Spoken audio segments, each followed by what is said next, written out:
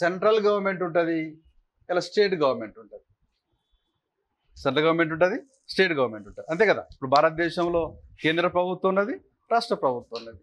అయితే కేంద్రము ఇప్పుడు మనకు అప్పు అన్నాం, కోశలోటు అన్నాం, రెండు పదాలు వచ్చినాయి. కోశలోటు అంటే ఏంది? ప్రతి సంవత్సరం చేసే అప్పుడు. అయితే ఇక్కడ మనకు FD plus FD plus FD plus FD dash dash dash, ఇది మనము డెట్ అంటాం, అంటే అప్పు అంటాం. అంటే దాని అర్థం ఏంది? ప్రభుత్వము చేసే ప్రతి సంవత్సరం అప్పును కోశలోటు అంటారు. అన్ని సంవత్సరాల కోశలోటును కలిపితే వచ్చేది ప్రభుత్వ అప్పు, public debt. Public debt equal to combination of FDs. FDs అంటే ఏంటండి? ఫిస్కల్ డెఫిసిట్, తెలుగులో కోశలోటు. ఓకేనా? ఇప్పుడు మనకు అర్థమైంది. అంటే ఇక్కడ మనకు కరెంట్ ఎకానమీలో ముందే చెప్తున్నాము, కరెంట్ ఎకానమీ వాళ్ళు బేసిక్స్ అని చెప్పరు, వాళ్ళు డైరెక్ట్ పేపర్లో ఇచ్చేస్తారు, మనం సెట్ చేసుకోవాలి. అర్థమైందా? కాబట్టి ఇక్కడ కోశలోటు అంటే సంవత్సరం చేసేది, ప్రభుత్వ రుణం అంటే అన్ని సంవత్సరాల్లో చేసే అప్పు. అందుకే FD plus FD plus FD plus dash debt వస్తుంది. దీని టోటల్ డెట్ అంట. అయిపోయింది, బేసిక్ అయిపోయింది. రెండవ పాయింట్, ఈ ప్రభుత్వం ఉంది కదా, ప్రభుత్వం కేంద్ర ప్రభుత్వము, రాష్ట్ర ప్రభుత్వం. ఇప్పుడు కేంద్ర ప్రభుత్వము మన జాతీయ ఆదాయంలో ఎంతవరకు అప్పు చేయవచ్చు? మళ్ళీ బేసిక్ ఎంతవరకు చేయొచ్చు అండి? 3% కోశలోటు. కోశలోటు అంటే ఏంటి? 1 year కదా 1 year అప్పును కోశలోటు అంటాం. నేను అడిగేది మొత్తం అప్పు అంటే ఇయర్ ఇట్లా అన్ని years, all years debt is treated as public debt. ఇది ఎంత ఉండాలి కేంద్ర ప్రభుత్వం? రైట్, ఇది ఇండియాలో 40% ఎస్ ఉండాలి. ఎంత ఉండాలా? 40%. అదే 1 year డెట్ ఎంత ఉండాలా? ఇంతకు చెప్పారు మీరు, 3%. పాయింట్ అర్థమైందా? కాబట్టి అప్పు అనేది చూసినప్పుడు సాలీన అప్పు ఏమండి? 3% of GDP. Government of India అప్పు ఏమండి? ఎంత? 40% ఆఫ్ జీడిపి. అర్థమైందా? ఎస్, ఇది కాన్సెప్ట్. కాబట్టి మనకి ఎప్పుడైనా గుర్తుపెట్టుకోవాలి, ఇవాళ బేసిక్స్ చూస్తూ ఉన్నప్పుడు కరెంట్ ఎకానమీ ఈజీగా అర్థమవుతుంది. అదే బేసిక్ లేకుండా పోయినామనుకోండి ప్రాబ్లం అవుతుంది. అందుకోసమే వాళ్ళు జస్ట్ ఒక పేపర్లో ఇచ్చారు, ఈ ప్రభుత్వం యొక్క అప్పు పరిస్థితి అని ఒకరు ఇచ్చారు. రైట్, ఎందుకు అట్లా ఇవ్వడం జరిగిందంటే ఈ కోవిడ్ తర్వాత దేశాల యొక్క అప్పులు పెరిగిపోతున్నాయి. అర్థమైందా? కోవిడ్ కంటే ముందున్న సమస్య రిసెషన్, తిరోగమనం. ఏ సంవత్సరం వచ్చి తిరోగమనం? 2008. ఆ తర్వాత కోవిడ్ 2019. దీనివల్ల ప్రభుత్వాలను అప్పులకు గురి అవుతున్నాయి. దాని మీద న్యూస్ ఇచ్చారు వాళ్ళు. దీనికోసం మనం బేసిక్ లాగుతున్నాము, ఎంత ఉండాలో చెప్తున్నాము. ఇప్పుడు చెప్పండి, 1 year డెట్ ఎంత ఉండాలా? ఎందులో? జీడిపిలో. Very good. మొత్తం అప్పు ఎంత ఉండాలా? ఏ ప్రభుత్వాన్ని? కేంద్ర ప్రభుత్వాన్ని. ఓకేనా? రైట్, ఇది. ఇప్పుడు స్టేట్స్ ఎంత ఉండాలా? అన్ని రాష్ట్రాలది.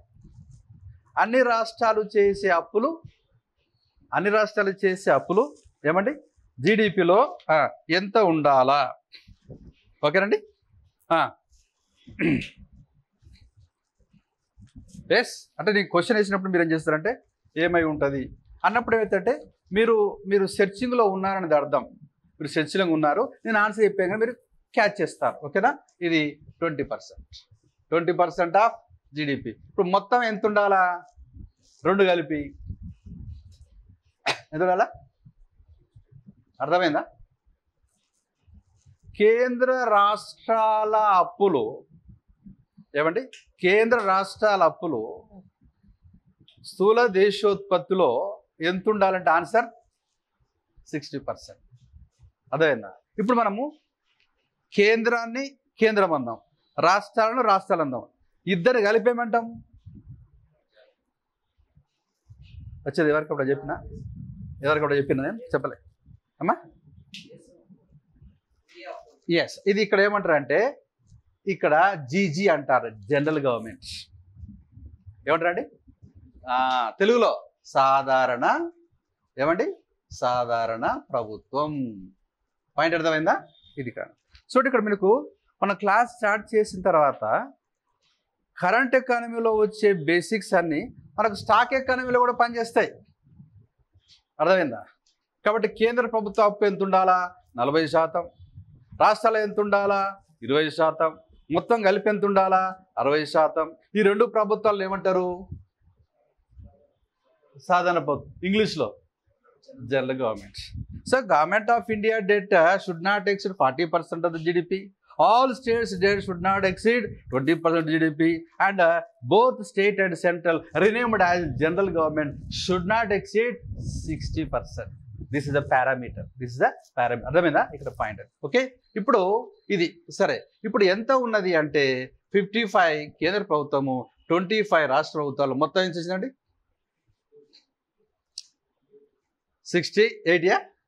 80% ఆఫ్ జీడిపి. అంటే భారతదేశం యొక్క అప్పు లిమిట్ను దాటి. పాయింట్ అర్థమైందా? అది కాన్సెప్ట్. కాబట్టి మనకు బేసిక్ తెలిసినప్పుడు కరెంట్ ఎకానమీ ఈజీగా గుర్తుంటుంది. అర్థమైందా? కాబట్టి your total debt means both state governments and central government. How much it is right? 60% needed, but how much really right recorded? 80% above the limit. కాబట్టి we must be cautious. తప్పకుండా మనం జాగ్రత్తగా ఉండవలసిన అవసరం ఉన్నది అనే విషయాన్ని మనం అర్థం చేసుకోవాలి. ఎందుకోసం అంటే మీరు అప్పులు చేస్తే ఏమవుతుందంటే అప్పులకు మీరు వడ్డీలు కట్టాలి. అర్థమైందా? ఇది కాబట్టి ఇక్కడ పేపర్లో వాళ్ళు ఇచ్చింది ఏంటంటే ఇవాళ మరి కొంచెం పరిస్థితి ఇండియాది కూడా శృతిమిస్తూ ఉన్నది, మీరు జాగ్రత్తగా ఉండాలా. ఎస్ అని. కాబట్టి ఇక్కడ ఈ 60% ఏదైతే ఉన్నదో అప్పు, ఈ 60% ఉండాలా అని ఒకరు చెప్పారు. ఎవరు చెప్పారు? తీసేస్తాను. మీరు జస్ట్ గుర్తు చేసుకోండి అంతే. జస్ట్ ఏంటంటే తీసేనా?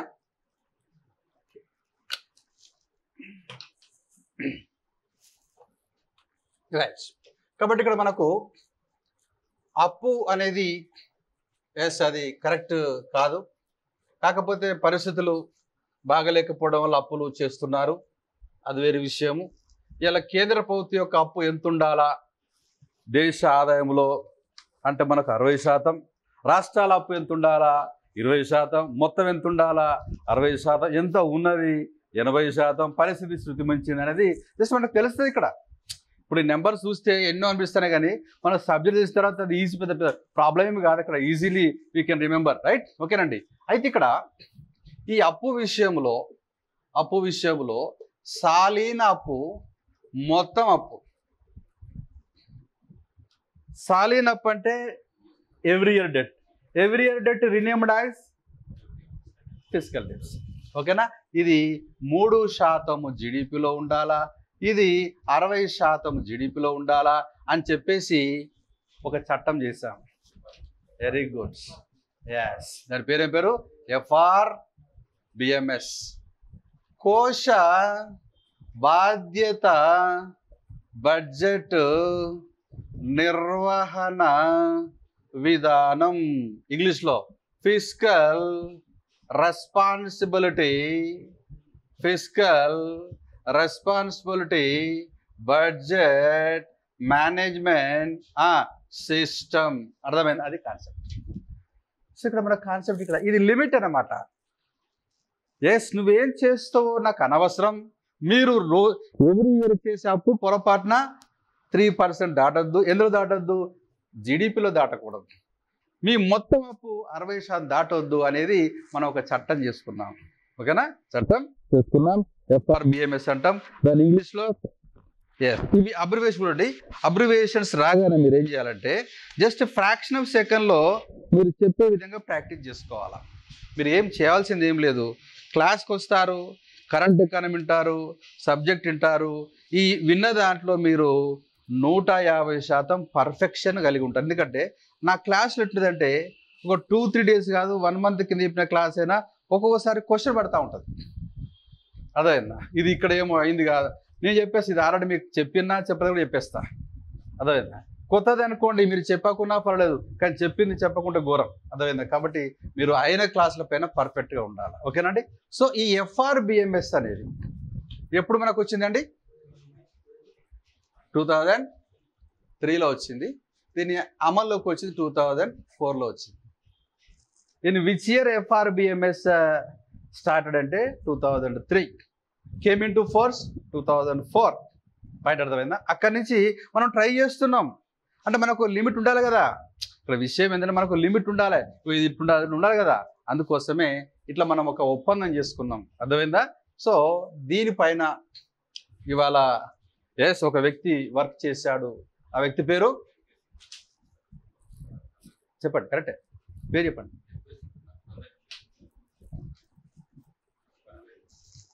సో విజయ్ కేల్కర్. మొన్న వచ్చింది ఎన్కేసి. తర్వాత ఫస్ట్ అసలు ఈ వ్యవస్థను స్టార్ట్ చేసింది విజయ్ కేల్కర్. పాయింట్ అర్థమైందా? ఈ పేరు గుర్తుపెట్టుకోండి. భారతదేశంలో మనకు GST వచ్చింది కదా, GST యొక్క కర్త కర్మ క్రియ ఎవరంటే మిస్టర్ విజయ్ కేల్కర్. ఇలా గూడ్స్ అండ్ సర్వీస్ ట్యాక్స్ అనేది ఒక అద్భుతమైన ట్యాక్స్. అది అర్థమైనా? ఆ అద్భుతమైన ట్యాక్స్ రావడానికి కారకుడు ఎవరంటే మిస్టర్ విజయ్ కేల్కర్. ఆయన వల్లనే FRBMS వచ్చింది. FRBMS తెలుగులో ఏమంటారండి? కోశ బాధ్యత బడ్జెట్ నిర్వహణ విధానం. ఎస్, తెలుగులో ఇంగ్లీష్లో ఫిజికల్ రెస్పాన్సిబిలిటీ బడ్జెట్. ఓకే, అర్థమైందండి? నైస్. సో ఇప్పుడు మనకి ఇక్కడ తీసేద్దాం. కాబట్టి ఇక్కడ మనకు ఇలా 60% ఉన్నది, మరి 80% ఏర్పడదనే విషయాన్ని మనం ఇక్కడ అర్థం చేసుకోవాలి. ఇక్కడ ఇది ఇండియాది, 80% ఇండియా. ఓకేనా? ఇలా మీకు జపాన్ చూస్తే ఇలా దాదాపు 255% ఆఫ్ GDP. జపాన్ యొక్క అప్పు వాళ్ళ GDPలో. ఎందుకు వస్తామంటే అది డెవలప్డ్ కంట్రీ. ఈ కోవిడ్ వల్ల, రిసెషన్ వల్ల ఆ దేశాలు బాగా దెబ్బతిన్నాయి. అందుకోసమే ఇలా వాళ్ళు పోల్చారు. సరే, మనం 80% అని భయపడవలసిన అవసరం లేదు, బాధపడవలసిన అవసరం లేదు. మనకంటే దరిద్రం పొజిషన్లో చాలా పెద్ద దేశం ఉన్నది అని మామూలుగా పోల్చుకున్నాం కదా. అర్థమైందా? అట్లా. సో కాబట్టి అక్కడ 255% ఉంది. US 730% దారుణంగా 730% US ఉన్నది. కాబట్టి మీరేమి బాధపడొద్దు అని మళ్ళీ చెప్తారు అక్కడ. అర్థమైందా? 730% GDPలో ఇవాళ ఎక్కడ US వాళ్ళు ఉన్నారు. ఎందుకంటే వీళ్ళు బాగా యుద్ధాలు చేస్తుంటారు, వాళ్ళకు వీళ్ళు సాయం చేస్తుంటారు. పెద్దన్న కాబట్టి మన వాళ్ళు పొద్దాక ఏదో ఒకటి కథలు చేస్తుంటారు. అర్థమైందా? కాబట్టి ఆ దేశానికి ఈ దేశానికి ఈ ఆయుధాల పైన సప్లై చేయడము. అర్థమైందా? ఎందుకంటే ప్రపంచం మొత్తం వీళ్ళను ఇలా పొగుడుతూ ఉంటుంది కాబట్టి వీళ్ళు ఎప్పుడు ఆ పని చేస్తూ ఉంటారు. అర్థమైందా? ఇప్పుడు పెద్ద ఎత్తున అక్కడ ఉక్రెయిన్ కూడా వీళ్ళు హెల్ప్ చేస్తూ ఉన్నారు, నాటోకి హెల్ప్ చేస్తూ ఉంటారు. అదే అంతకుముందు ఆఫ్ఘనిస్తాన్లో ఇంటర్ఫియర్ అయ్యారు. ఇట్లా వీళ్ళు చేస్తూ ఉంటారు కాబట్టి కొంచెం వాళ్ళకి అట్లా ఉందనే విషయం అర్థం చేసుకోవాలి. కాబట్టి ఈ రిసెషన్ వల్ల, కోవిడ్ వల్ల డెవలప్డ్ కంట్రీస్ అన్ని వాటి యొక్క అప్పులు పెరిగిపోయినాయి. ఎందులో? వాటి GDPలో అనేది న్యూస్ వచ్చింది. అప్పుడు మన ఇండియా గురించి కూడా రాశారు. వాళ్ళు ఇండియా గురించి రాశారు. కానీ ఒక 20% ఎక్కువగా ఉన్నది, దాన్ని మనం కంట్రోల్ చేసుకోవాలనే విషయం మనం అర్థం చేసుకోవాలి. రైట్? ఓకేనండి. తర్వాత ఇంకొకటి ఏం రాస్తారంటే వాళ్ళు ఇక్కడ ఈ కోవిడ్ కంటే ముందు, కోవిడ్ తర్వాత కొంచెం డెట్ ఎక్కువైనట్టు కూడా రాశారు. రైట్? ఒక లైన్ రాయండి. కోవిడ్ తర్వాత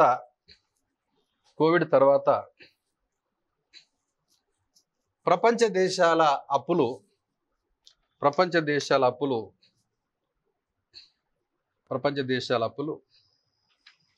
వారి జీడిపిలో పెరిగిపోయినట్లు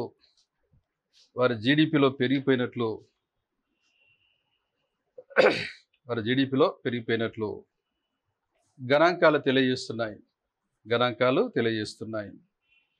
According to statistics,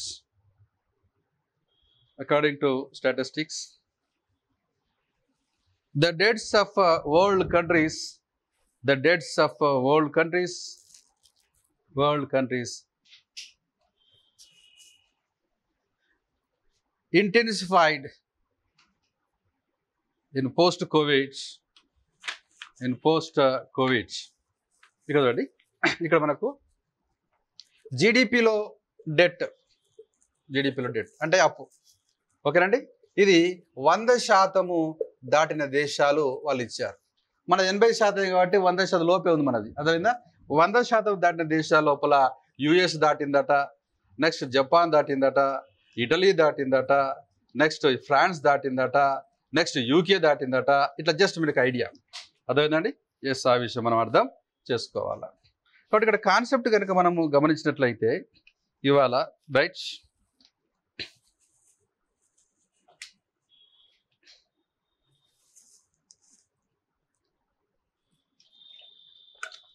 ఓకే.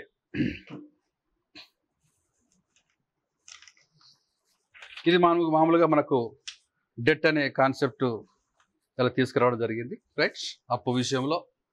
కాబట్టి ఒక క్లారిటీ మనకు రావడం జరిగింది రైట్. కోవిడ్ తర్వాత కొంచెం పరిస్థితులు చేంజ్ అయినాయి కాబట్టి అన్ని దేశాలు వాళ్ళ యొక్క అప్పులు పెరిగిపోయిన జీడిపి లోపల ఇలా మరి ఎక్కువగా 100% కూడా వాళ్ళ జీడిపి 100 అయితే 100ని దాటి కూడా రికార్డ్ అయింది వాళ్ళ అప్పులు ఈ దేశాల్లోని కూడా న్యూస్లో రావడం జరిగింది. ఇవి మన గ్రూప్ 1లో ఇలా ఉపయోగపడుతుంది డేటా, ప్లస్ గ్రూప్ 2లో అన్ని కాంపిటేటివ్ ఎగ్జామ్స్లో ఉపయోగపడుతున్న విషయం మనం ఇక్కడ అర్థం చేసుకోవాలి. కాబట్టి ఇక్కడ మనకు ఈ FRBMS దీని తెలుగులో ఏమందామండి, కోశ బాధ్యత బడ్జెట్ నిర్వహణ విధానం. ఓకేనండి. ఇది మనకు వచ్చింది ఎప్పుడండి, 2003లో. మరి దీని యొక్క అమలు ఎప్పుడండి, 2004లో రావడం జరిగింది. యాక్ట్ చేసుకునేది మనకు 2003లో, ఇలా అమలు చేసింది మనకు దీని ప్రకారము మనకు ఫిజికల్ డెఫిసిట్ ఎంత ఉండాలంటే 3% ఆఫ్ జీడిపి ఉండాలి. మొత్తం డెట్ ఎంత ఉండాలంటే ఇలా 60% ఆఫ్ జీడిపి ఉండాలి. అదే రకంగా రెవెన్యూ డెఫిసిట్ ఎంత ఉండాలంటే 0% జీడిపి అనేది ఉండాలి. ఇవి మనకు అంశం. కాబట్టి కాన్సెప్ట్ కనుక మనం గమనించినట్లయితే రైట్, ఇప్పుడు మీకు కోశ లోటు అంటే దాని బేసిక్ తెలిసిపోయింది. కోశ లోటు అంటే మొత్తం అప్ప సాలినప్ప. Very nice. ఓకేనా. ఇది అంత మొత్తం అప్పు. అదేవిధంగా year based debt, total debt. ఈ రెవెన్యూ డెఫిసిట్ అంటే ఏంది, బేసిక్ అంటే మనకు తెలిస్తే ఆటోమేటిక్గా వచ్చేస్తుంది. అది 0 ఉండాలనేది మనకు FRBMSలో పేర్కొనడం జరిగింది అది రైట్. కాబట్టి ఇక్కడ మన అంశంలో రెవెన్యూ డెఫిసిట్ అంటే రెవెన్యూ లోటు అనే బేసిక్ చెప్పిన తర్వాత నేను వదిలేస్తాను. ఓకేనా. మళ్ళీ మనకు వస్తుంది బడ్జెట్లో వచ్చినప్పుడు అన్ని ఎంతనే చెప్పేస్తాం, అది వేరే విషయము. అర్థమైందా. ఓకేనా రైట్. ఇక్కడ రెవెన్యూ డెఫిసిట్ అనే ఒక ఎక్కడ వస్తుందనే చెప్తాను ఇక్కడ రైట్. ఒక లైన్ రాసిన తర్వాత చెప్తాను, అందరు రాయండి. రెవెన్యూ బడ్జెట్లో ఏర్పడే లోటును రెవెన్యూ బడ్జెట్లో రెవెన్యూ లోటు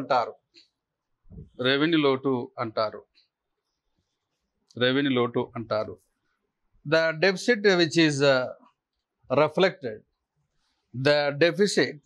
which is reflected in the revenue budget renamed as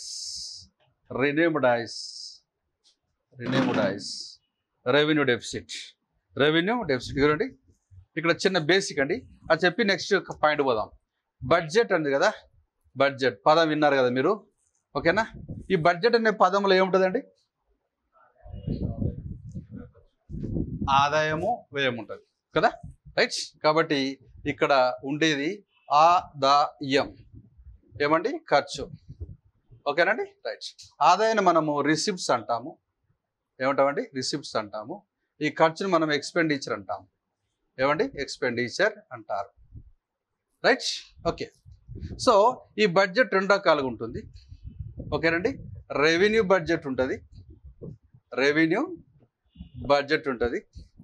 capital budget ఉంటుంది. ఓకేనా. సో దీన్ని రెవెన్యూ బడ్జెట్, క్యాపిటల్ బడ్జెట్. ఏమండి రైట్. ఇప్పుడు రెవెన్యూ బడ్జెట్ అనగానే ఆదాయ వ్యయం. రెవెన్యూ బడ్జెట్లో ఏమొస్తుంది, రెవెన్యూ ఆదాయం వస్తుంది, రెవెన్యూ వ్యయం వస్తుంది కదా, అంతే కదా. కూర్చో. రెవెన్యూ ఆదాయం వస్తుంది. ఇది రెవెన్యూ ఆదాయము, రెవెన్యూ వ్యయము. రెవెన్యూ ఎక్స్పెండిచర్, రెవెన్యూ రిసిప్ట్స్ ఇక రాశాను ఇక్కడ. ఇలా క్యాపిటల్ బడ్జెట్లో ఏమొస్తుంది, మళ్ళీ సేమ్ క్యాపిటల్ రిసీట్స్ వస్తుంది, క్యాపిటల్ ఎక్స్పెండిచర్ వస్తుంది, క్యాపిటల్ ఎక్స్పెండిచర్ వస్తుంది. సో మూలధన ఆదాయం, మూలధన వ్యయం కదా, రైట్. ఓకేనా. మీరు ఇప్పుడు బడ్జెట్ మొన్న పెట్టారు, ఇంటర్మ్ బడ్జెట్, తర్వాత గవర్నమెంట్ వచ్చిన కొత్త బడ్జెట్ వస్తుంది, ఆ బడ్జెట్ ఇట్లే ఉంటుంది ఇక్కడ. కాబట్టి the word budget is having 2 words, receipts and expenditure. ఈ బడ్జెట్ 2 రకాలు, రెవెన్యూ బడ్జెట్, క్యాపిటల్ బడ్జెట్. ఈ రెవెన్యూ బడ్జెట్లో ఆదాయము ఎక్కువగా ఉండి వ్యయము తక్కువ ఉంటే లోటు అంటారు. అలాంటి లోటును రెవెన్యూ డెఫిసిట్ అంటారు. రెవెన్యూ బడ్జెట్లో ఏది ఎక్కువ ఉన్నది, రెవెన్యూ రిసిప్ట్స్ తక్కువ ఉంది, రెవెన్యూ ఎక్స్పెండిచర్ ఎక్కువ ఉన్నది, అంతే కదా, right. Revenue expenditure greater than revenue receipts, దీన్ని ఏమంటాం మనం, ఆర్డి అంటాం. Revenue deficit is created in the revenue budget where revenue expenditure exceeds revenue receipts, then as goes to revenue deficit. ఇది ఎంత ఉండాలి, ఎఫ్ఆర్బిఎంఎస్ ప్రకారం 0 ఉండాలి కదా, 0 ఉండాలి. ఏది విజయ్ కేల్కర్ ప్రకారము కోశ బాధ్యత బడ్జెట్ నిర్వహణ ప్రకారము 0 ఉండాలి. అర్థమైందా, 0 ఉండాలి. ఇది మనకు ఎస్, ఇది మనకు బడ్జెట్ ఇచ్చినప్పుడు చెప్పేస్తాము, మీకు బేసిక్ అని చెప్పేస్తున్నాను. ఓకేనండి, రైట్. ఓకే, ఇప్పుడు వదిలేసేయండి. ఇక ఇప్పుడు మనకు నెక్స్ట్ కోశ లోటు ఏందో చూసిన తర్వాత నేను వదిలేస్తాను. ఇక నెక్స్ట్ కాన్సెప్ట్కి వెళ్దాం. ఓకేనండి. కాబట్టి రెవెన్యూ బడ్జెట్లో ఏర్పడే లోటును రెవెన్యూ లోటు అంటే, మరి కోశ లోటు ఎక్కడ వస్తుంది, టోటల్ వస్తుంది. టోటల్ అంటే రెవెన్యూ బడ్జెట్ ప్లస్ మూలధన బడ్జెట్లో. అంటే అర్థం ఏంది, revenue expenditure plus capital expenditure greater than revenue receipts plus capital receipt. ఇది వ్యయము, ఇది ఆదాయం. ఇప్పుడు ఏర్పడేది ఏంటిది, ఫిస్కల్ డెఫిసిట్. అది కాన్సెప్ట్. కాబట్టి బడ్జెట్ 2 రకాలు, రెవెన్యూ బడ్జెట్, మూలధన బడ్జెట్. రెవెన్యూ బడ్జెట్లో ఏర్పడే లోటుని ఏమంటాం, రెవెన్యూ లోటు. మొత్తం బడ్జెట్ ఏర్పడే లోటుని ఏమంటాం, కోశ లోటు. అది కాన్సెప్ట్. ఓకేనా. కాబట్టి రెవెన్యూ బడ్జెట్ ఎంత ఉండాలి, కేల్కర్ ప్రకారము 0/GDP ఉండాలా. ఇది ఎంత ఉండాలి, కేల్కర్ ప్రకారము 3%/GDP. ఇది కాన్సెప్ట్. ఇది పేపర్లో వచ్చిన విషయాన్ని మనం చెప్పుకున్నాం. కాబట్టి మొత్తము ఇవాళ డెట్ విషయంలో రైట్. సో ఇది మనకు బడ్జెట్ ఇచ్చినప్పుడు డీటెయిల్స్ అంతా వస్తుంది మీకు, రైట్. కాబట్టి ఇక్కడ మనకు కొన్ని పారామీటర్స్ ఉంటాయి. ఆ పారామీటర్స్ అనేది ఇలా మనకు రైట్ తీసేస్తాను. ఓకే. కాబట్టి ఇవాళ కేంద్ర రాష్ట్ర ప్రభుత్వాన్ని 2 కలిపి ఏమంటారంటే సాధారణ ప్రభుత్వం. సాధారణ ప్రభుత్వం యొక్క అప్పు జీడిపిలో ఎంత ఉండాలి, ఇండియాలో 60% ఉండాలా. ఎంత ఉన్నదంటే 80% ఉన్నది. అర్థమైందా. కోశ లోటు ఎంత ఉండాలంటే 3%, రెవెన్యూ లోటు ఎంత ఉండాలంటే ఎస్. కాబట్టి ఇక్కడ ఇండియాలో ఉన్నటువంటి అంశంలో ఇవాళ ఎఫ్ఆర్బిఎంఎస్లో RD is equals to 0, FD is equals to 3, next debt s is equals to 60%. 60/GDP, 3/GDP, ఇవాళ 0/GDP ఎస్ ఎఫ్ఆర్బిఎంఎస్. ఇది కాన్సెప్ట్. ఓకేనండి. ఇది మనకు పేపర్లో వచ్చిన news. Okay.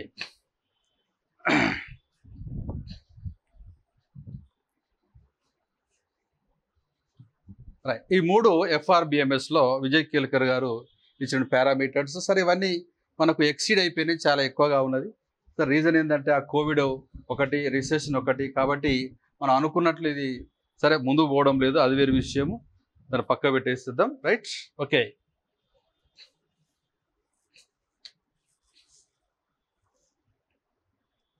Right. Next concept చూసుకుందాం. పేపర్లో వచ్చినటువంటి కాన్సెప్ట్ నెక్స్ట్ ఏందనేది చూద్దాం. రెవెన్యూ లోటు, కోశ లోటు, అప్పు. ఓకేనా. Total debts. Right. Next concept పేపర్లో మనకు వాటర్ క్రైసిస్ అని ఒకటి వచ్చింది. అదేందో చూద్దాం. దాంట్లో మనకు ఒక చిన్న పాయింట్ వస్తుంది, అదేందనేది మనం చూద్దాం. Water crisis. నెక్స్ట్ ఇట్లా మనకు పాయింట్స్ రైట్ ఇవాళ అప్ టు ఒక 500 నెంబర్ వరకు నెంబర్ వేసుకుంటూ పోండి. మొదటి నుంచి నెంబర్ వేసుకుంటూ పోండి రైట్. మినిమం ఒక 500 కాన్సెప్ట్స్ మీకు మినిమం కవర్ అవుతుంది. మ్యాక్సిమం చెప్పలేము, అదైనా అప్ టు ఎగ్జామ్ వరకు ఎన్నైనా కావచ్చు. సో దీంట్లో మ్యాక్సిమం మీకు ఇండైరెక్ట్గా సబ్జెక్ట్ కూడా వస్తూనే ఉంటుంది. సబ్జెక్ట్ అనేది చాప్టర్ చెప్తూనే ఉంటాం, but at the same time ఒక 3-4 డేస్ తర్వాత మనం స్టార్ట్ చేసుకుందాం. ఓకేనా? వాటర్ క్రైసిస్ గురించి పేపర్లో వచ్చింది ఏంటనేది ఇక్కడ. ఇక్కడ మనకి ఇండియాలో మనం చూస్తే ఇండియా యొక్క వరల్డ్ పాపులేషన్ ఇవాళ ప్రపంచ జనాభాలో భారత జనాభా సుమారుగా ఒక 18%. రైట్, ఓకేనండి. సో అదే రకంగా వరల్డ్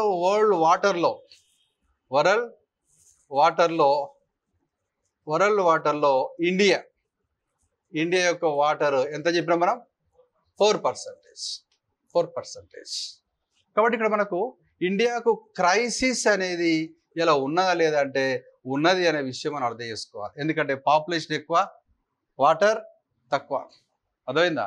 ఇలా ఇండియాకు సంబంధించి మొత్తం వరల్డ్ జియోగ్రఫీలో ఇవాళ మన ఇండియన్ జియోగ్రఫీ ఎంత అండి?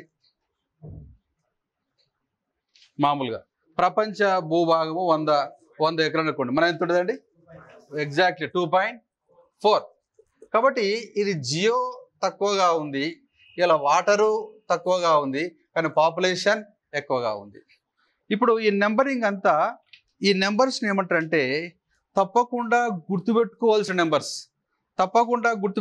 నెంబర్స్ మనం ఏమంటామంటే అబ్సల్యూట్ నెంబర్స్ అంటారు. కాబట్టి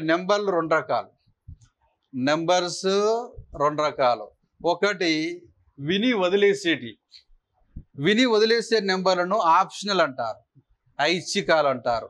తప్పకుండా గుర్తుపెట్టుకోవాల్సినది అబ్సల్యూట్స్, నిరపేక్షం అంటాం, గుర్తుపెట్టుకోవాలి. ఈ నెంబర్స్ అన్ని అబ్సల్యూట్, తప్పకుండా గుర్తుపెట్టుకోవాలా. గ్రూప్ 1 అయితే తప్పకుండా అందులో మెన్షన్ చేయాల్సి వస్తుంది. ఇలా గ్రూప్ 2 వల్ల కూడా ఇవి నెంబరింగ్ అనేది అవసరం. ఇట్లా మనకు వచ్చే నెంబర్స్ లోపల అన్ని నెంబర్స్ ఏమి ఇంపార్టెంట్ కాదు, కానీ కొన్ని నెంబర్స్ మనకు ఇంపార్టెంట్. అది గుర్తుపెట్టుకోవాల్సిన అవసరం ఉంది అనే విషయం అర్థం చేసుకోవాలి. ఓకేనండి? రైట్.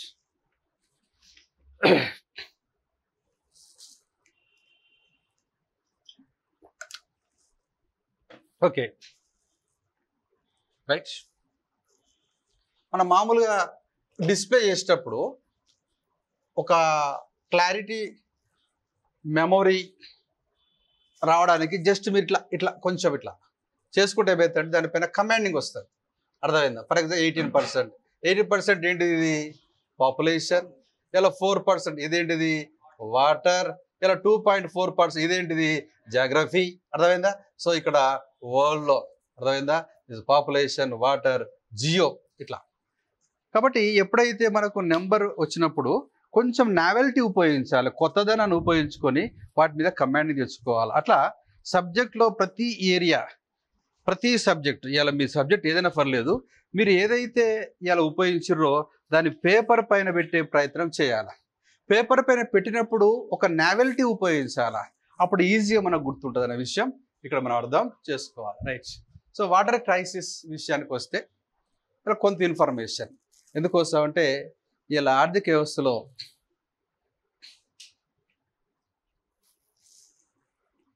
రైట్ ఇక్కడ మీకు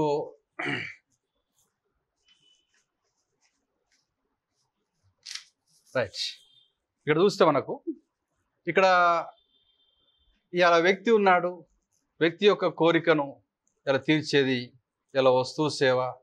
ఓకేనా? ఈ వస్తు సేవను మనము ఏమంటాం? ఎకానమీ అంటాం. ఈ ఎకానమీని ఇలా మనకు 3 రంగాల్లో ఇస్తారు. ఇలా primary sector, secondary sector, tertiary sector. ఇలా దీంట్లో మళ్ళీ ఒక 14 సబ్ సెక్టర్స్ ఉంటాయి. ఈ 14 సబ్ సెక్టర్ నుంచి ఎక్కడైనా క్వశ్చన్ అడగవచ్చు. ఇలా మన కోరికను తీర్చేది ఎవరంటే goods and services. From morning to night we are enjoyed by the goods and services. Black board, గూడు, నా యొక్క టీచింగ్ సేవ. అదేవిధంగా ఈ 2 ఎకానమీ అంటాం. ఈ రెండింటిని 3 రంగాలు ఇస్తాయి. Primary sector, secondary sector, tertiary sector. ఇది సేవలు ఇస్తే ఈ 2 వస్తువులు ఇస్తాయి. మళ్ళీ సబ్ సెక్టర్స్ 14 ఉంటాయి. ఈ 14 సబ్ సెక్టర్ నుంచి ఎక్కడి నుంచో క్వశ్చన్ అడగవచ్చు. అందుకోసం మనం ఏం చేయాలంటే పేపర్లో ఈ 14 సెక్టర్ సంబంధించిన వ్యవస్థ ఏది ఉన్నా కానీ ఎస్ తీసుకోవాలా. ఇలా మనము వాటర్ అని అన్నాం. వాటర్, ఈ వాటర్లో 2 రకాలుగా ఉంటాయి జనరల్గా. ఏది త్రాగే నీరు ఉంటుంది, ఇలా తర్వాత ఇరిగేషన్ ఉంటుంది కదా. ఇరిగేషన్ ఉంటుంది, తాగే ఉంటుంది, ఇరిగేషన్ ఉంటుంది. ఓకేనండి. కాబట్టి ఇప్పుడు దీన్ని సేఫర్ డ్రింకింగ్ వాటర్ అంటాం. సేఫర్ డ్రింకింగ్ వాటర్ పైన మనకు ఉన్నటువంటి స్కీమ్స్ అన్ని పైన ఒక ఐడియా ఉండాలా. ఇలా ఇరిగేషన్ ఇలా ప్రైమ్ మినిస్టర్ ఇలా కృషి సించాయి యోజన అన్నాం. ప్రైమ్ మినిస్టర్ కృషి సించాయి యోజన అన్నాం. ఓకేనా. ఇది ఇరిగేషన్ సంబంధించింది, ఇరిగేషన్ నీటి పారుదలకు సంబంధించింది. కాబట్టి నీరు అనేది ఈ ఎకానమీలో ఒక భాగం. ఇది గ్రూప్ 2 కానీ గ్రూప్ 1 కానీ సివిల్స్ కానీ మనకు అనవసరం. మొత్తం మీద సేఫర్ డ్రింకింగ్ వాటర్ పైన ఒక ఐడియా ఉండాలా, ప్లస్ ఇలా సాగునీరు పైన కూడా ఒక ఐడియా ఉండాలనే విషయం మనం అర్థం చేసుకోవాలి. ఓకేనండి. రైట్. ఇక్కడ ఇలా భారతదేశానికి సంబంధించి నీటి సమస్య ఉన్నది అని వాళ్ళు చెప్తున్నారు. దాన్ని మనం ముందే ఇలా ఆల్రెడీ బెంగళూరులో చూస్తున్నారు. అర్థమైందా. ఇట్లా ఇండియా మొత్తం కూడా సమస్య వచ్చే అవకాశం ఉన్నది అనే విషయం అర్థం. దీనిపైన కొంచెం వాళ్ళు న్యూస్ ఇచ్చారు. ఆ న్యూస్ ఏంటిదని మనం ఇక్కడ చెప్పుకుందాం. రైట్. ఓకే, తీసేద్దాం. రైట్. కాబట్టి ఇక్కడ బేసిక్ ఏంటంటే ఇవాళ మీకు వాటర్ అనేది ఇవాళ భారతదేశానికి కీలకమైంది. ఎందుకు కీలకమైందంటే భారతదేశం లోపల మనకు 100కు 70% జనం ఇవాళ ఎక్కడ నివసిస్తున్నారు అంటే ఇలా గ్రామాల్లో నివసిస్తున్నారు. పాయింట్ ఆ విషయం అర్థం చేసుకోవాలి. అర్థమైందా. సో కాబట్టి ఇప్పుడు నీరు విషయంలో మనకు 100 లీటర్ల నీరు మనకు ఉంటే దానికోసము ఇవాళ వ్యవసాయం కోసం ఎక్కువగా ఉపయోగిస్తున్నాం. అంటే ఇండియా ఏంటంటే ఆగ్రో బేస్డ్ ఎకానమీ. ఇలా క్వశ్చన్ ఏంటంటే 100 లీటర్ల నీటి వినియోగంలో వ్యవసాయం కోసము ఎంత ఉపయోగిస్తున్నాం. జస్ట్ ఒక idea. Total 100 litres usage there. Okay, of which how many litres are used for agriculture. ఓకేనా. ఎస్ ఎంతండి 85% సుమారుగా. కాబట్టి వ్యవసాయానికి సంబంధించి మనం ఎక్కువ ఉపయోగము చేస్తున్నాం అనే విషయం ఇక్కడ అర్థం చేసుకోవాలి. ఇప్పుడు ఈ నెంబర్ ఏంటంటే అబ్సల్యూట్ నెంబర్. అంటే ఇలాంటివన్నీ మనము గుర్తుపెట్టుకోవాలి మామూలుగా. ఓకేనా. ఆ విషయం మనం అర్థం చేసుకోవాలి.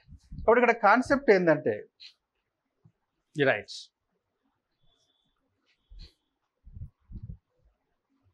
ఓకే, ఇలా వాటర్ విషయంలో ఇలా మనకు చూస్తే క్రైసిస్ అనే పదాన్ని పేపర్లో ఇచ్చారు.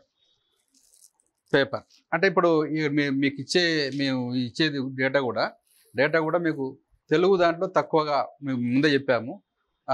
ఈనాడు కానీ సాక్షి కానీ ఒక పేజీలో వాళ్ళు బిజినెస్ ఇస్తుంటారు. అక్కడక్కడ ఆర్టికల్స్ వస్తుంటాయి. కానీ ఎక్కువగా ఇన్ఫర్మేషన్ ఇంగ్లీష్ పేపర్ నుంచి తీసుకొస్తాం. రీజన్ ఏంటంటే వాళ్ళు కవర్ చేయలేరు కాబట్టి. ఇలా క్రైసిస్ అనే పదం ఉపయోగించారు. క్రైసిస్ అనే పదము ఉపయోగించకూడదు.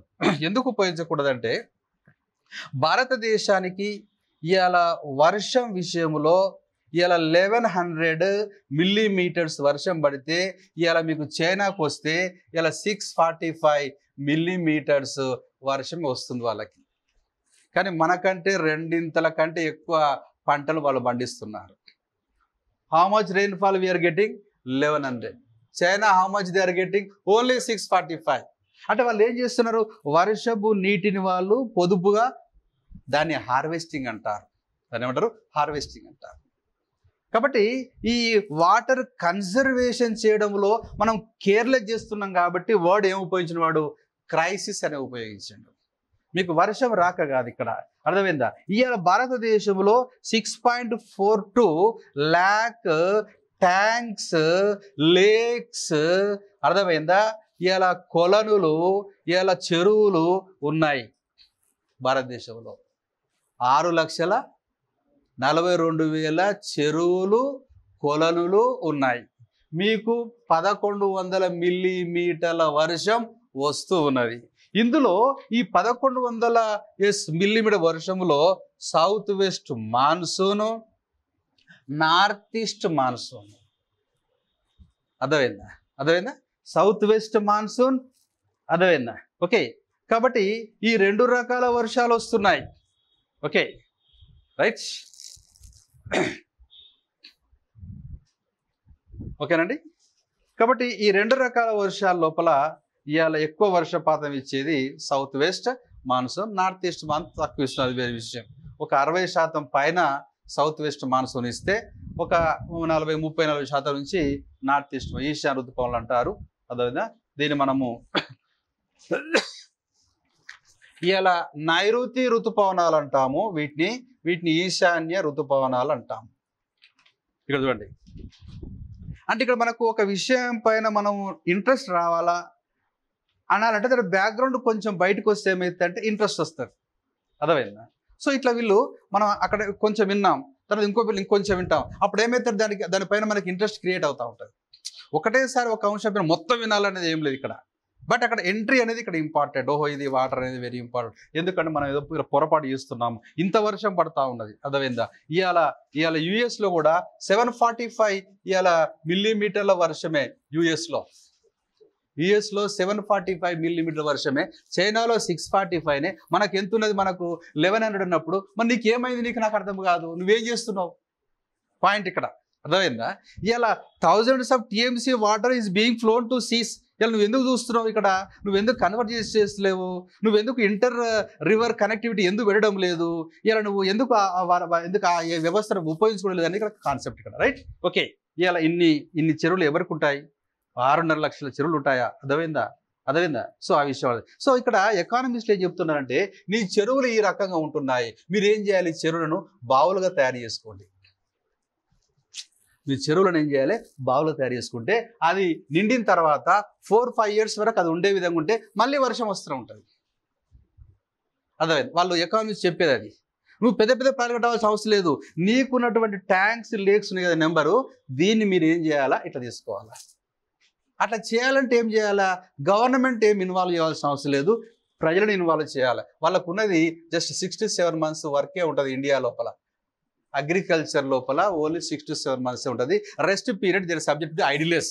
వాళ్ళు ఉంటేనే కూర్చొని ఏది అంతా మామూలుగా ఏదో పిచ్చాపాటి మాట్లాడుతూ ఆఫీస్ కాడ కూర్చొని వేస్ట్ ముచ్చట్లు అవన్నీ. అర్థం దాన్ని వచ్చింది లేదు, నా పోయింది లేదు. అర్థమైందా? మీదికెళ్ళి గొడవలు, పోలీస్ స్టేషన్లు, కోర్టులు, ఉన్నది అమ్ముకోడు అంటే పురముఖ శాస్త్రం ఇక్కడ. కాబట్టి మనిషి ఖాళీగా ఉంటే కోతి శాస్త్రాలు వస్తాయి. చూడండి, గుర్తుపెట్టుకోండి. ఎందుకంటే కోతి చూసినవాడు కాబట్టి వీడు ఖాళీ ఉండదు. ఖాళీ ఉంటే ఏదో పిచ్చి పని చేస్తున్నాడు వాడు. అర్థమైందా? సో ఈ రకంగా భారతదేశంలో ఉన్న నిరుద్యోగితలు ఏమంటారంటే సీజనల్ అన్ఎంప్లాయ్మెంట్.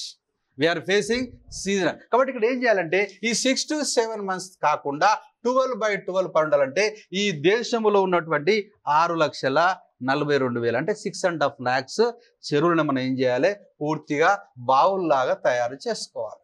అది కాన్సెప్ట్ ఒకటి. రెండవది, ఈ యొక్క రివర్స్ ఇంటర్ కనెక్టివిటీ అనేది చేసుకోవాలా. అర్థమైందా? ఇట్లా చేస్తే ఏమైందంటే వాటర్ టేబుల్ ఘోరంగా పెరిగిపోయి పంటలు బాగుపడతాయి. ఎందుకంటే వ్యవసాయానికి కావాల్సింది పురుగు మందులు, ఫెర్టిలైజర్స్ కాదు, వాటర్ అనేది వెరీ ఇంపార్టెంట్. ఈ విషయం మనం అర్థం చేసుకోవాలి. ఇది మనకు బేసిక్. అర్థమైందండి? Right, come to the point. ఇప్పుడు న్యూస్లో ఏమొచ్చి చూద్దాం. తీసేద్దా? ఎస్. ఇప్పుడు ఎంతంటే మనకు వర్షపాతం 1100. ఇది సగటు, ఒకసారి ఎక్కువ తక్కువ ఉండొచ్చు, అది వేరే విషయము. చైనా కంటే ఇలా యుఎస్ కంటే ఎక్కువ వర్షపాతం వస్తున్నది. అర్థమైందండి? ఆ రకంగా మనకు ఇంకోటి ఏంటంటే దేశంలో ఇవాళ ఏ దేశానికి లేనటువంటి రివర్స్ 450 రివర్స్ ఉన్నాయి. 450 రివర్స్ ఉంటాయి. సౌత్ వెస్ట్ మాన్సూన్ ఉంటుంది, నార్త్ ఈస్ట్ మాన్సూన్ ఉంటుంది, 1100 మిల్లీమీటర్ల వర్షం పడుతుంది. అర్థమైందా? ఇంకా మీదికి వెళ్ళి నువ్వు వాటర్ క్రైసిస్ అంటే అది చాలా దారుణము. ఆ విషయం మనం అర్థం చేసుకోవాలి. ఇలా మీకెందుకు ఇలా Mahatma Gandhi national rural employment guarantee programme అని నువ్వు పెట్టినావు. అర్థమైందండి? ఇలా మహాత్మా గాంధీ నేషనల్ ఈ ప్రోగ్రాంలో మీరు ఇలా వీళ్ళందరినీ ఈ వాటర్ కన్జర్వేషన్ ప్రోగ్రామ్స్ అంటే ఈ బావులను చెరువులుగా తయారు చేసి అయిపోయేది. ఎప్పుడు స్టార్ట్ అయిన ప్రోగ్రామ్? అది 2006లో స్టార్ట్ అయ్యింది. National rural employment guarantee programme అని 2004లో ఇది మామూలుగా అయిపోయింది. National rural employment guarantee scheme అనేది ఇక్కడ యాక్ట్ అనేది మనకు ఇలా 2005లో అయింది. ఓకేనా? 2005లో అయింది. తర్వాత national rural employment guarantee scheme అనేది 2006లో ఫిబ్రవరి 2న స్టార్ట్ అయింది. అర్థమైందా? దీన్ని మహాత్మా గాంధీ ఎప్పుడు మార్చినాము? Mahatma Gandhi national rural employ guarantee scheme 2009లో చేసినాం. కాబట్టి ప్రోగ్రామ్ 2004లో స్టార్ట్ అయింది. చట్టం వచ్చింది 2005లో చట్టం చేసినాము. ఆ ప్రోగ్రామ్ అనంతపూర్లో స్టార్ట్ అయింది 2006లో. దాన్ని మహాత్మా గాంధీగా మార్చినాము. ప్రతి సంవత్సరం 70,000 కోట్లు 80,000 కోట్లు దీనిపైన పోస్తున్నారు. వీళ్ళు ఏం చేస్తున్నారో ఎవరు తెలియదు. అర్థమైందా? అది ఎంత దారుణం అంటే అది మీరు 2006 నుంచి మీరు ప్రోగ్రామ్ స్టార్ట్ చేశారు కదా, మీరు ఎన్ని చెరువులు బాగు చేసారు, మీరు ఎన్ని కాలువలు తవ్విర్రు, మీరు ఏం చేశారంటే వాళ్ళు ముసి నవ్వులు అవుతా ఉంటారు. వాళ్ళు ఏం లేదు సార్, ఆడికి పోయి సంతకం చేసుడు, వాళ్ళకి ఇంత ఇచ్చడం, ఇదే పని. చూడండి ఎంత ఘోరమో. అది ఒక్కటి పెడితే ఈ రోజున భారతదేశంలో ఉన్నటువంటి ఇవాళ గ్రీనరీ విషయానికి వచ్చినట్లయితే మినిమం 33% ఇవాళ చెట్లు ఉండాలా. ఇది పొద్దాక 1947 నుంచి ఈ రోజు వరకు కూడా మనోడు ఏం చెప్తున్నాడు అంటే 23% అంటున్నాడు. ఇదే లైన్ 47 నుంచి ఇదే ముచ్చట 23, 22, 23. అరే 33 కావాలంటే పట్టించుకుంటలేడు ఇక్కడ. ఇలా చెట్టు నాటడంలో వీళ్ళు ఉపయోగించిన పర్వాలేదు, ఇలా బావులను తీయడం లోపల వేయలేదు. వాళ్ళు ఏం చేస్తున్నా అర్థం కాదు ఇక్కడ. అంటే రీజన్ ఏంటంటే, విషయం ఏంటంటే మీ ఇంప్లిమెంటేషన్లో మీ పొరపాటు జరుగుతున్న విషయం అర్థం చేసుకోవాలి. దానివల్ల ఇలా ఇండియన్ ఎకానమీలో వాటర్ క్రైసిస్ సమస్య ఉన్నది అనే విషయము అర్థం చేసుకోవాలి. కాబట్టి ఎప్పుడు కానీ ఇలా రైట్ దీని విషయంలో నీతి ఆయోగ్ వాళ్ళు దీనిపైన ఒక ఇండెక్స్ తీసుకొచ్చారు. ఇండెక్స్ తీసుకొచ్చారు, పేరేంటి?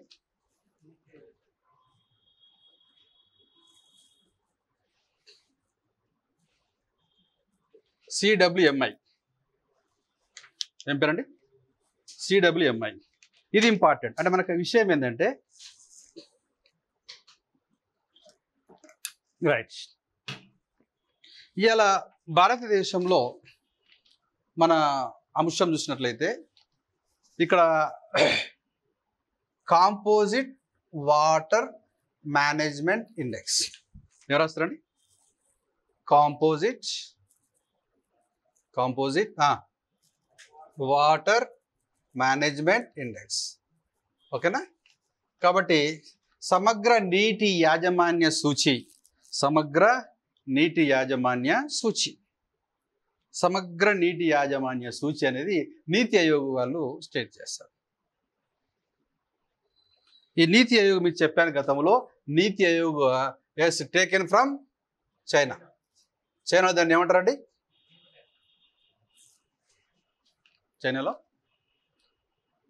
చైనాలో రైట్ దీన్ని ఏమంటారంటే NDRC అంటారు, నేషనల్ డెవలప్మెంట్ రిఫార్మ్స్ కమిషన్. ఏం పేరండి? National development reforms commission.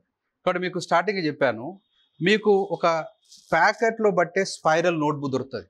ప్యాకెట్లో బట్టేది దాంట్లో మొత్తం అబ్రివేషన్స్ రాయాలా, దాన్ని ఫుల్ ఫామ్ రాయకూడదు. ఇలా మీకు వచ్చినాయి అవన్నీ. అదే ఖాళీగా ఉన్నప్పుడు అబ్రివేషన్లకు మీరు సమాధానం చెక్ చేసుకోవాలి.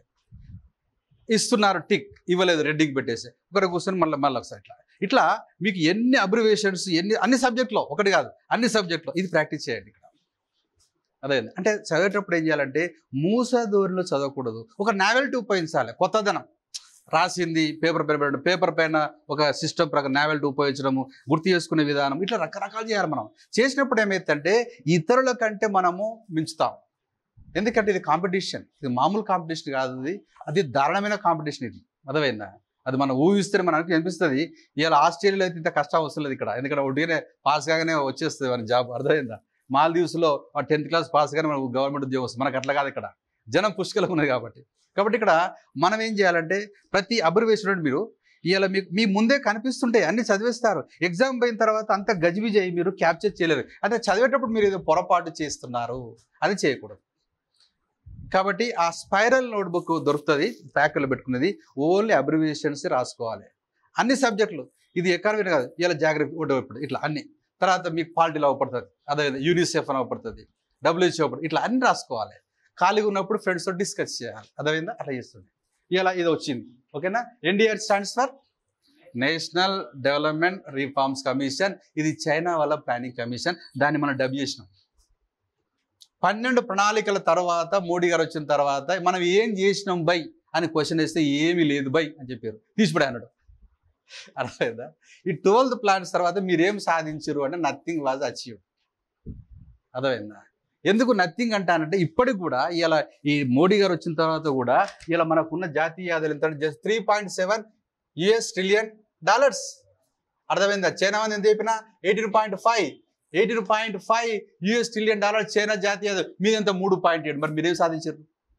మీరేం సాధించారు 75 సంవత్సరాల్లో?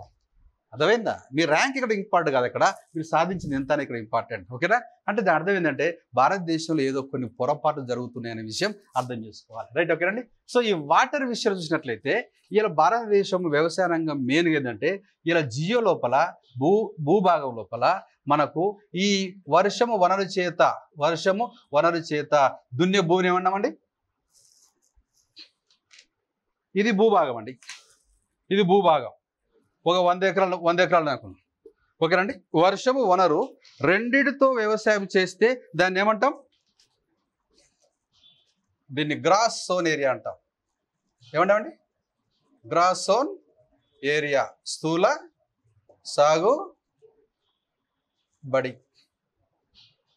సాగుబడి. అంటే ఆ బేసిక్ మీకు వస్తే ఏమైతుందంటే అసలు వ్యవసాయము ఇంత దారుణంగా ఉందా అనిపిస్తుంది మనకు.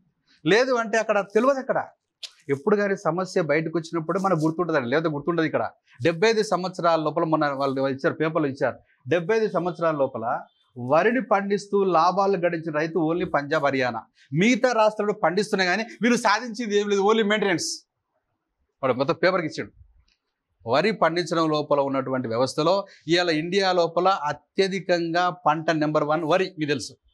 సెకండ్ గోధుమ, మీకు తెలుసు. ఈ వరిని పండిస్తూ లాభాలు గడించి ఆస్తులు సృష్టించినటువంటి రాష్ట్రాలు పంజాబ్, హర్యానా.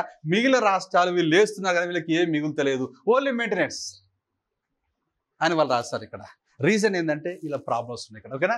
ఈడ వనరు మాత్రమే వస్తుంది. ఈ వర్షాన్ని మనం రెయిన్ అంటాము, దీన్ని మనం సోర్స్ అంటాము. దీన్ని మనం సోర్స్ అంటాము. ఈ సోర్స్లో మీకు ఇలా బావులు వస్తాయి, ఇలా మీకు కాలువలు వస్తాయి, ఇలా మీకు రైట్ చెరువులు వస్తాయి. ఇలా బావులను మీరు వెల్స్ అంటారు, ఇలా కాళ్ళు మీరు కెనాల్స్ అంటారు, చెరువులు మీరు ట్యాంక్స్ అంటారు. ఓకేనా? ఆ విషయం. ఇప్పుడు వనరు ద్వారా సాగిపోయిన అంటాం గ్రాస్ ఇరిగేటెడ్ ఏరియా. దీన్ని ఏమంటాం? Gross irrigated area. దీని స్థూల సాగు భూమి. ఇది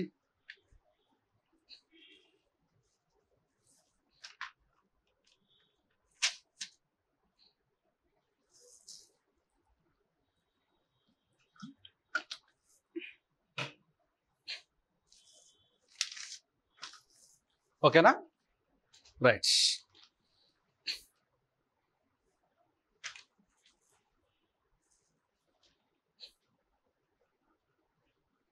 ఇలా భారత రైతులు స్ట్రెస్లో ఉండడానికి ఈ టేబుల్ ఒక రీజన్. ఏంది ఆ టేబుల్ను చెప్తాడ. ఇక్కడ మీకు 100 ఎకరాల భూమి ఉంటే వర్షం వనరు వస్తే మీరు 50 ఎకరాలు దున్నుతున్నారు.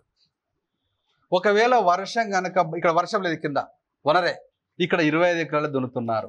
వర్షం లేదని అంటే దాని అర్థమైంది 50లో 25 ఎంత శాతం? 50లో 25 ఎంత శాతం?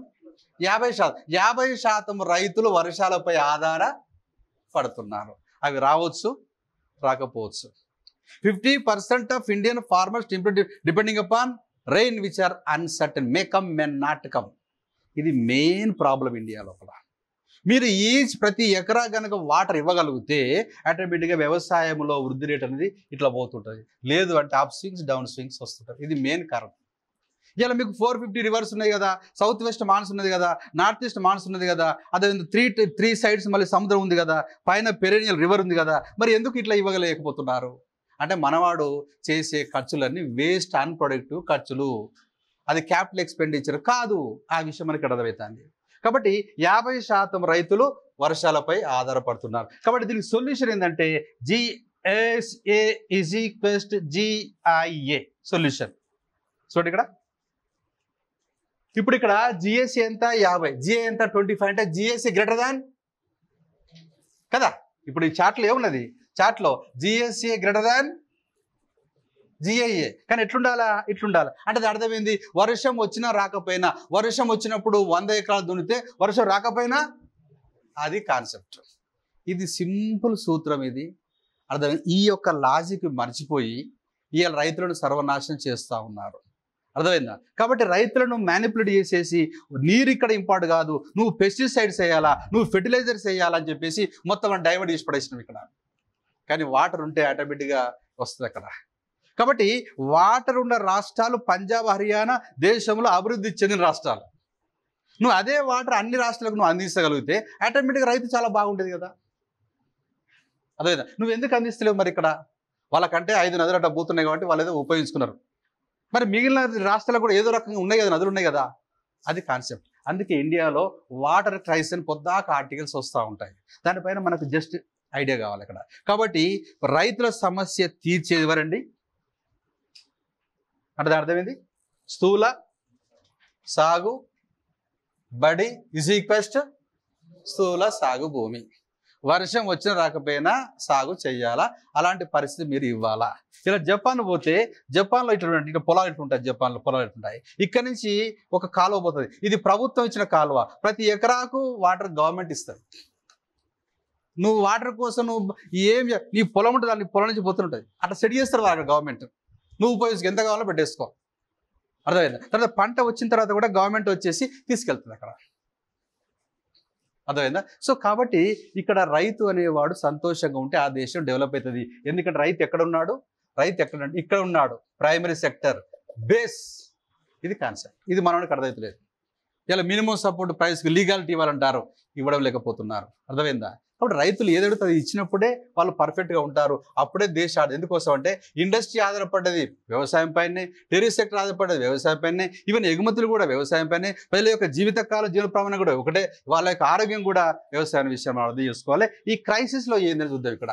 కాబట్టి ఇక్కడ ఏంటంటే ఇక్కడ కాంపోజిట్ వాటర్ మేనేజ్మెంట్ ఇండెక్స్. ఇప్పుడు నీతి ఆయోగ్ వచ్చిన తర్వాత పరిస్థితులు మారిపోయినాయి. నీతి యొక్క ముఖ్య ఉద్దేశం ఏంటంటే, ఇప్పుడు మీరు ఏదైతే బడ్జెట్ చెప్పారు కదా, బడ్జెట్లో క్యాపిటల్ బడ్జెట్కి ఎక్కువ ప్రాధాన్యత. బడ్జెట్ 2 రకాలు, రెవెన్యూ బడ్జెట్, క్యాపిటల్ బడ్జెట్కి ఎక్కువ ప్రాధాన్యత. ఎవరు? నీతి ఆయోగ్. అది చైనా ప్రిన్సిపల్. కాబట్టి ఇలా నిర్మలా గారు వచ్చిన తర్వాత క్యాపిటల్ ఎక్స్పెండిచర్ పెరుగుతూ ఉన్నది. అంతకుముందు జైట్లీ నోడు పెరగలేదు, ఎందుకంటే ఆయన ఎకానమిస్ట్ కాదు, ఆయన లాయర్. అదే ఇప్పుడు ఆమె ఎకానమిస్ట్ కాబట్టి సిఈ పెరుగుతూ ఉన్నది. రోడ్వేస్, రైల్వేస్, ఎయిర్వేస్, ఇలా 50,000 కిలోమీటర్లు నేషనల్ హైవేస్ వచ్చినాయి మోడీ వచ్చిన తర్వాత. రీజన్ ఏంటంటే అది క్యాపిటల్ ఎక్స్పెండిచర్. ఓకేనా? Come to the point. వీళ్ళు ఇచ్చిన డేటాలో ఏంటంటే రైట్, ఇక్కడ సిఎంఈ ప్రకారము ఇక్కడ 2 లక్షల మంది ప్రతి సంవత్సరము డై ఎవ్రీ ఇయర్ ఇండియాలో నీరు లేకపోవడం వల్ల, నీటి సమస్య వల్ల 2 లక్షల మంది ప్రజలు చనిపోతున్నట్లు ఎవరిచ్చారు? Wheel data. జస్ట్ విని వదిలేయాలి ఇవన్నీ.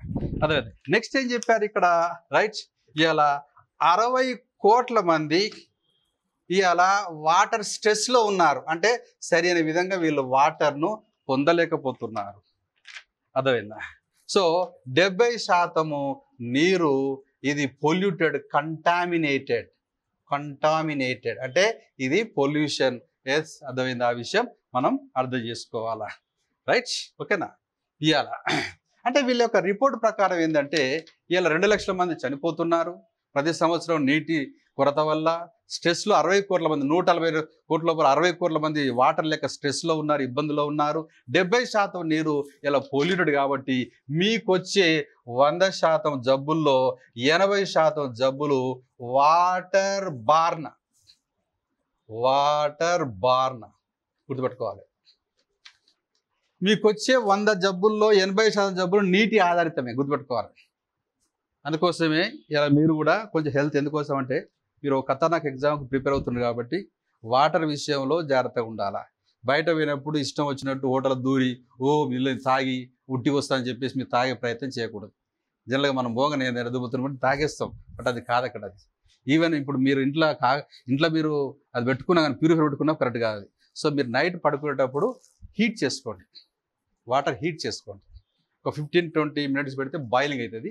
అదే ఆ బాయిలింగ్ అయిన వాటర్ని డే అని తాగాలి, వేరే వాటర్ ముట్టుకోవద్దు. అట్లా చేస్తే ఏమైతే బాడీలో చాలా చేంజ్ వస్తుంది. ఇలా బాడీలో ఎందుకు ఎంగేజ్ చేస్తున్నాం అంటే అది తప్పదు. అది ఇలా మీరు కరెక్ట్గా ఉండి చదివి ఎగ్జామ్ వరకు ఏమన్నా సిక్కిరనుకో 10 రోజుల ముందు అవుట్, నీ ఎఫర్ట్ డౌన్ కదా, ఆ విషయం గుర్తుపెట్టు. కాబట్టి water is very very important. అది ఓన్లీ హీట్, అది వెరీ గుడ్ అనమాట. పడుకునేందుకు ముందు చల్లారిపోతుంది. అదే వాటర్ మనం హ్యాండిల్ చేయాలి. ప్రతి నైట్ మరగబెట్టడం, తెల్లారి చల్లారుతుంది, అదే తాగాల, వేరే బాటిల్ పెట్టకూడదు. ప్లస్ స్టీల్ బాటిల్ హ్యాండిల్ చేయాలి. ఓపిక ఉంటే కాపర్ బాటిల్ పెట్టి, ప్లాస్టిక్ బాటిల్ పట్టకూడదు. అదే దాంట్లో ఏంటంటే మీకు తెలుసు, ఆ విషయం చెప్పాల్సిన లేదు. బట్ ఇక్కడ ఎందుకు చెప్తున్నాం అంటే మేము కొంతమంది స్టూడెంట్స్ ఎగ్జామ్ వరకు వచ్చేసి అర్థమైందా సిక్కిన వాళ్ళు చాలామంది ఉన్నారు. మీరు హోటల్లో పోతారు, ఏదో ధూపం తాగిస్తారు, వాడు ఏదో వాటర్ కలిపిస్తారు, చాలా అది ఎఫెక్ట్ ఇస్తుంది. ఇలా భారతదేశం ఇది 80% వాటర్ ప్రాబ్లం ఉన్నట్టు ఎవరు చెప్పారండి? సీఎం. ఎస్, ఓకేనా. తర్వాత ఇంకొక పాయింట్ తీసేయండి ఇవాళ. కాబట్టి ఇప్పుడు మీరు ఏం చేస్తారంటే ఇక్కడ ఒక వర్డ్ దొరికింది కదా, ఈ వర్డ్ను ఖాళీగా ఉన్నప్పుడు ఏం చేస్తారంటే కాంపోజిట్ వాటర్ మేనేజ్మెంట్ గూగుల్లో కొట్టేస్తారు, ఇన్ఫర్మేషన్ వస్తుంది. మీరు చదివింది కొంత వస్తుంది. అట్లా నేను అందుకే చెప్తున్నాను, మీ అబ్రివేషన్స్ అని మీరు ఎందుకు రాసుకోవాలంటే ఖాళీగా ఉన్నప్పుడు మీరు అట్లా టచ్ చేస్తుండాలి. అదే ఆటోమేటిక్ నాలెడ్జ్ ఎందుకు వస్తామంటే దీనికి లిమిట్ లేదు, కాంపిటేటివ్ ఎగ్జామ్కి లిమిట్ లేదు. అదే మీరు ఎంత ఎక్కువ పుస్తకాలు ఎంత ఇన్ఫర్మేషన్ లాగేస్తే అంత మంచిది, అంతేగాని అది. ఓకేనా, right, come to the point. తర్వాత ఇంకొకటి ఏంటంటే ఇది WHO యూనిసెఫ్ వాటర్ పైన జాయింట్గా వీళ్ళు ఇచ్చింది ఏంటంటే ఇవాళ 97 మిలియన్ ఇండియన్స్ SDWకు ఓకేనా ఇవాళ సరిగా పొందలేకపోతున్నారు. అంటే 97 మిలియన్ల భారతీయులు అదేవిధంగా సేఫ్ డ్రింకింగ్ వాటర్ను, త్రాగునీటిని సరిగా పొందలేకపోతున్నారు అనేది వీళ్ళు ఇచ్చిన రిపోర్ట్. అది WHO యూనిసెఫ్. 97 మిలియన్ అంటే కోట్లు ఎంత వస్తుంది? 9.7 crores. ఇది త్రాగునీరు సరిగా లేదు అనేది ఇవాళ వీళ్ళు ఇచ్చినటువంటి రిపోర్ట్స్. ఓకేనండి, ఆ విషయం మనం ఇక్కడ అర్థం చేసుకోవాలి. రైట్. తర్వాత ఇక్కడ ఈ కాంపోజిట్ వాటర్ మేనేజ్మెంట్ ఇండెక్స్లో వీళ్ళు చెప్పిన కాన్సెప్ట్ ఏంటంటే ఈ CWC వీళ్ళు ఏం చెప్పారంటే per capita availability of water, తలసరి నీటి అందుబాటు దేని ప్రకారం అండి? CWC ఏంటిదండి? Central water commission, not Congress working committee, central water commission. ఓకేనండి. వీళ్ళ ప్రకారం ఏంటంటే ఒక్కొక్కరికి అందుబాటు ఉన్నది 2001లో 1816 ఇలా క్యూబిక్ మీటర్స్ అందుబాటులో ఉంటే 2011లో ఇది 1544 ఇలా క్యూబిక్ మీటర్లకు పడిపోయినట్లు, 2050లో ఇది 1140 క్యూబిక్ మీటర్లకు పడిపోతున్నట్లు. ఓకేనా, క్యూబిక్ మీటర్స్కి పడిపోతున్నట్లు వీళ్ళు లెక్కలు చెప్పడం జరిగింది. అంటే దీన్ని బట్టి మనకి ఏమర్థమవుతుందంటే భారతదేశంలో ఒక్కొక్క వ్యక్తికి అందుబాటులో ఉండే నీటి యొక్క వినియోగము మెల్లమెల్లగా తగ్గుతున్నది. కాబట్టి మీరు చర్యలు తీసుకోవాలని చెప్పేసి CWC, central water commission, okay, United nations, ఓకేనా, ఇది చిల్డ్రన్స్ ఎమర్జెన్సీ ఫండ్, ఇది వరల్డ్ హెల్త్ ఆర్గనైజేషన్, ఇది నీతి ఆయోగ్, ఇది central composite water management index. ఇట్లా మీకు అబ్రివేషన్ల వల్ల విపరీతమైన ఇన్ఫర్మేషన్ బయటకు వస్తుంది. ఇలా మీరు ఏది కొట్టినా గూగుల్లో విపరీత సమాచారం వస్తుంది. మీరు విన్నర్ కాబట్టి చూడాలి అక్కడ. అట్లా మీరు రోజుకి ఏం చేయాలంటే ఇలా కొన్ని వందల పేజీల సమాచారాన్ని మీరు గెయిన్ చేస్తే కాంపిటేటివ్ ఎగ్జామ్కి చాలా బాగుంటుంది విషయం మనం ఇక్కడ అర్థం చేసుకోవాలి. ఓకేనండి, రైట్. ఇంకొక లైన్ రాసుకొని తీసేద్దాం.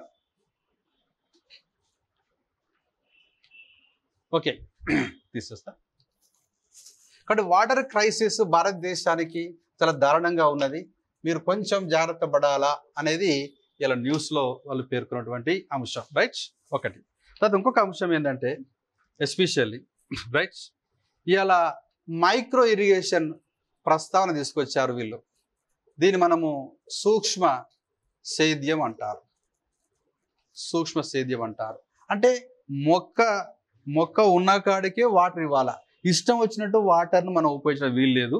రైట్, కాబట్టి ఇక్కడ ఇవాళ water is pumped to the plant without wasting water, అదేది మైక్రో ఇరిగేషన్ అంటారు, సూక్ష్మ సేద్యం అంటారు. సూక్ష్మ సేద్యం ఇలా ఫర్ ఎగ్జాంపుల్ ఇట్లా ఇక్కడ ఇట్లా ప్లాంట్స్ ఇట్లా ఉన్నాయి, అర్థమైందండి. ఓ పైప్ వేస్తారు, ఈ పైప్కి హోల్ చేస్తారు, అదేంది మొక్కకు డైరెక్ట్ వస్తుంది, అర్థమైందా? ఓకే, దీన్ని ఏమంటారండి ఇక్కడ? డ్రిప్ ఇరిగేషన్ అంటారు. దీన్ని బిందు సేద్యం అంటారు. మొక్క ఉన్న కాడికే వాటర్ పంపించే కార్యక్రమాన్ని మనము ఇవాళ మైక్రో ఇరిగేషన్గా అంటారు. కొన్ని సందర్భాల్లో ఇక్కడ ఒక పైప్ వేసేసి దీంట్లో స్ప్రే చేస్తుంటాం. దీన్ని స్ప్రింక్లర్ ఇరిగేషన్ ఏమంటారండి? స్ప్రింక్లర్ ఇరిగేషన్ అంటారు. ఓకేనండి, రైట్. సో అదే రకంగా కొన్ని సందర్భాల్లో హీట్ రాకుండా ఒక టెంట్ లాగా పైన వేసేసి కింద మొక్కలు, సెన్సిటివ్ ఫ్రూట్స్, అదేవిధంగా ఫ్లవర్స్ ఇలాంటివి పెంచుతుంటాం. దీన్ని ఏమంటాం? పోలీ హౌస్ అంటాం. ఓకేనా? ఇదంతా ఏంటంటే సూక్ష్మ సేద్యం కిందకి వస్తుంది. So micro irrigation includes poly house cultivation, sprinklers, తర్వాత నెక్స్ట్ డ్రిప్ ఇరిగేషన్, అర్థమైందా? ఇలాంటివన్నీ మనకు మొత్తం వాటర్ సేవింగ్ కార్యక్రమం చేసే కార్యక్రమాలు ఉంటాయనే విషయం మనం ఇక్కడ. కొన్ని సందర్భాల్లో ఇట్లా హిల్ ఏరియాస్లో కూడా ఇక్కడ చాలా ఫెర్టైల్ ల్యాండ్ ఉంటుంది, ఇట్లా క్రాస్ దున్నేస్తాం. క్రాస్ దున్నేసి ఇక్కడ కూడా పంటలు, టీ తోటలు అలాంటివి పెట్టేస్తుంటాం, అదేంటండి. అంటే హిల్ ఏరియాస్లో కూడా మనం కల్టివేట్ చేస్తుంటాము, ఎందుకంటే ఫెర్టైల్ ల్యాండ్స్ ఉంటాయి కాబట్టి. ఓకే, సో దీన్ని ఏమంటాం మనం? ఇదేం అగ్రికల్చర్ అంటాం, రైట్? కాంటూర్ కల్టివేషన్ అంటాం. ఏమంటాం? Contour cultivation is applicable in hill areas. ఓకేనా? ఇలాంటివి, రైట్? ఈ మైక్రో ఇరిగేషన్ దీని ప్రస్తావన వీళ్ళు తీసుకురావడం జరిగింది. ఓకేనండి. భారతదేశంలో ఈ మైక్రో ఇరిగేషన్ ఏ సంవత్సరంలో ఇంట్రడ్యూస్ చేసినామండి? రైట్, మైక్రో ఇరిగేషన్ అనేది 1947 తర్వాత ఫస్ట్ ఇంట్రడ్యూస్ చేసింది 2003లో చేశారు. మా ఎంఐ ఓకేనండి, అది గవర్నమెంట్ ఆఫ్ ఆంధ్రప్రదేశ్ వాళ్ళు చేశారు. ఇండియా లెవెల్లో 2006లో వచ్చింది మైక్రో ఇరిగేషన్. కాబట్టి మైక్రో ఇరిగేషన్ వల్ల ఏమవుతుందంటే వాటర్ సేవింగ్ అవుతుంది, అనవసరంగా వాటర్ ఉపయోగపడదు. 50% వాటర్ ఈజ్ సేవ్డ్, ఆ విషయం చేసుకోవాలి. సో కాబట్టి ఇక్కడ మనకు అంశంలో ఇలా పేపర్లో వచ్చిన న్యూస్ ఒక అద్భుతమైన న్యూస్ అండి మనకు. ఎందుకోసం అంటే మనకు ఇలా పుస్తకాల్లో స్టాక్ ఉంటుంది, కానీ ఇలా ఇదంతా డైనమిక్. ఈ డైనమిక్ మనం స్టాక్ యాడ్ చేస్తే ఆటోమేటిక్గా మీకు ఈ గ్రూప్ 1 ఎగ్జామ్, సివిల్స్ కూడా చాలా ఈజీ అయిపోతుంది. అక్కడ అర్థం, చాలా ఈజీ అయిపోతుంది. ఓకే, ప్లస్ మనకు ఒక ఫీలింగ్, కాన్ఫిడెన్స్ వస్తుంది. మీరు ఎంత ఎక్కువ చదివితే ధైర్యం వస్తుంది. అంత ధైర్యం ఎక్కువైతే బ్లడ్ ప్రెషర్ తగ్గుతుంది, గుర్తుపెట్టుకోవాలి. బ్లడ్ ప్రెషర్ తగ్గితే మెమొరీ పెరుగుతుంది. బీపీ నుండి మెమొరీ పనిచేయదు, ఎందుకు? ఎక్కువ ప్రెషర్ అయిపోయి. అందుకే చూడండి, చాలామంది అంటారు నాకు ఏం గుర్తురాలేదు పోయి ఎగ్జామ్ పోయిన తర్వాత బాగా అంటాడు. అంటే అర్థమైంది వీడు బీపీ గురయ్యండి. ఎక్కడ? క్లాస్లో, ఎగ్జామ్లో బీపీ గురి కావద్దని నువ్వు విపరీతంగా చదవాలి, ఘోరంగా చదవాలి, రేపు ఎగ్జామ్ చదవాలి, అర్థమైంది? అట్లా ప్లాన్ చేయండి, రైట్? అంటే మీరు మామూలుగా ఇవన్నీ మీరు చదవలేదు, అదే విషయం. కానీ ఇక్కడ రైట్, ఇక్కడ నేషనల్ మిషన్ మైక్రో ఇరిగేషన్ అని జాతీయ స్థాయిలో మిషన్ స్టార్ట్ చేసినాం. భారతదేశంలో మొట్టమొదటి రాష్ట్రం మైక్రో ఇరిగేషన్ ఆంధ్రప్రదేశ్, ఉమ్మడి ఆంధ్రప్రదేశ్ 2003. ఇది మొత్తం ఇండియా లెవెల్లో స్టార్ట్ అయింది 2006. అదే రకంగా జాతీయ స్థాయిలో ఒక మిషన్ మనం స్టార్ట్ చేసినాం, national mission on micro irrigation, year 2010. ఇది కాన్సెప్ట్. ఓకేనా? వదిలేసారు. కాబట్టి ఇక్కడ మనకు ఇవాళ వాటర్ క్రైసిస్ అనే విషయం ఇక్కడ మనం మాట్లాడుకున్నాం, అర్థమైందా? సో దీంట్లో రైట్, ఇవాళ ఈ మైక్రో ఇరిగేషన్ పర్ఫెక్ట్గా ఉపయోగించుకునే రాష్ట్రాల లోపల తమిళనాడు ముందున్నట్లు గణాంకాలు తెలియజేస్తున్నాయి. వీళ్ళు 50% నీటిని పొదుపు చేస్తున్నారు. ఇదే ఇవాళ తమిళనాడు తర్వాత మహారాష్ట్ర వాళ్ళు, గుజరాత్ వాళ్ళు, ఏపీ వాళ్ళు, కర్ణాటక వాళ్ళు కూడా ప్రయత్నం చేస్తున్నట్లు పేపర్లో రావడం జరిగింది. కాబట్టి Tamil Nadu state, right, okay, getting right first rank in the usage of micro irrigation and thereby they are saving 50% of water. Okay, ఇది కూడా మనం ఇక్కడ ఎస్ అర్థం చేసుకోవాల విషయాలు మనం ఇక్కడ ఎస్. ఓకే,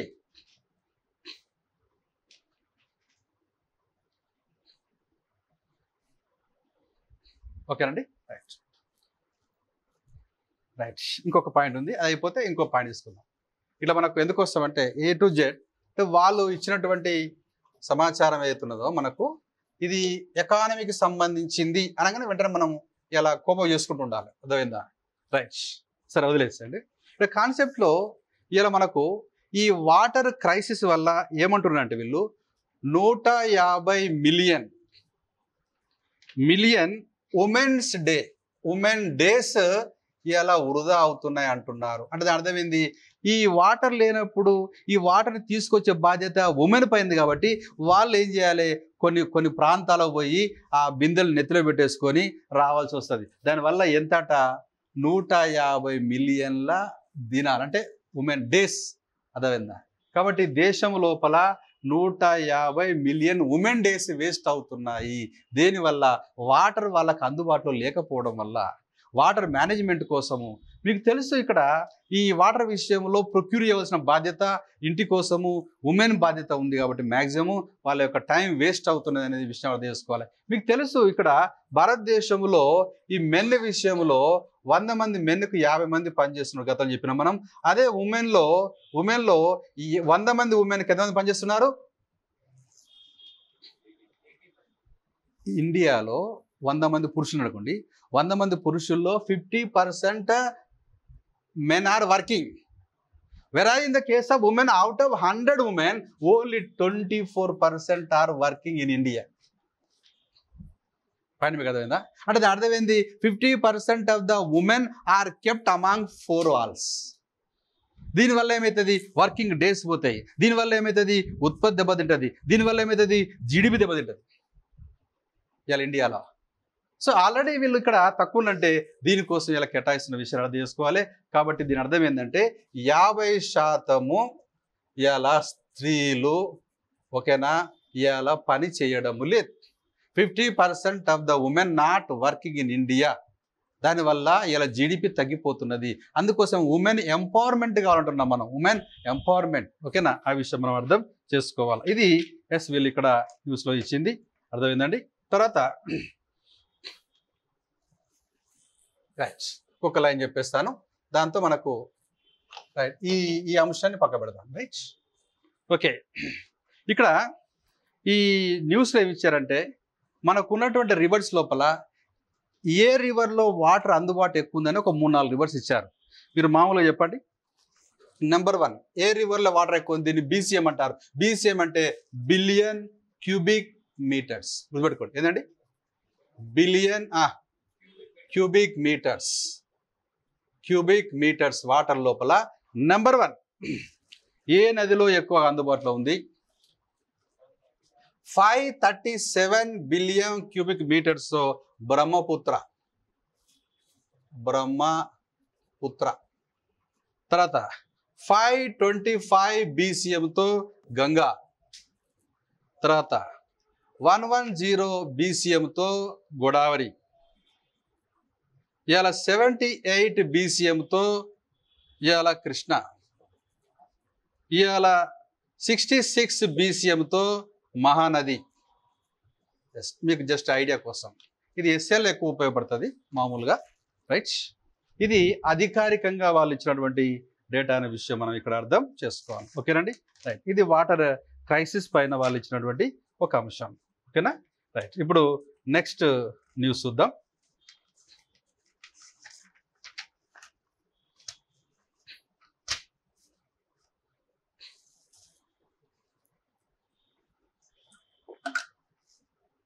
రైట్,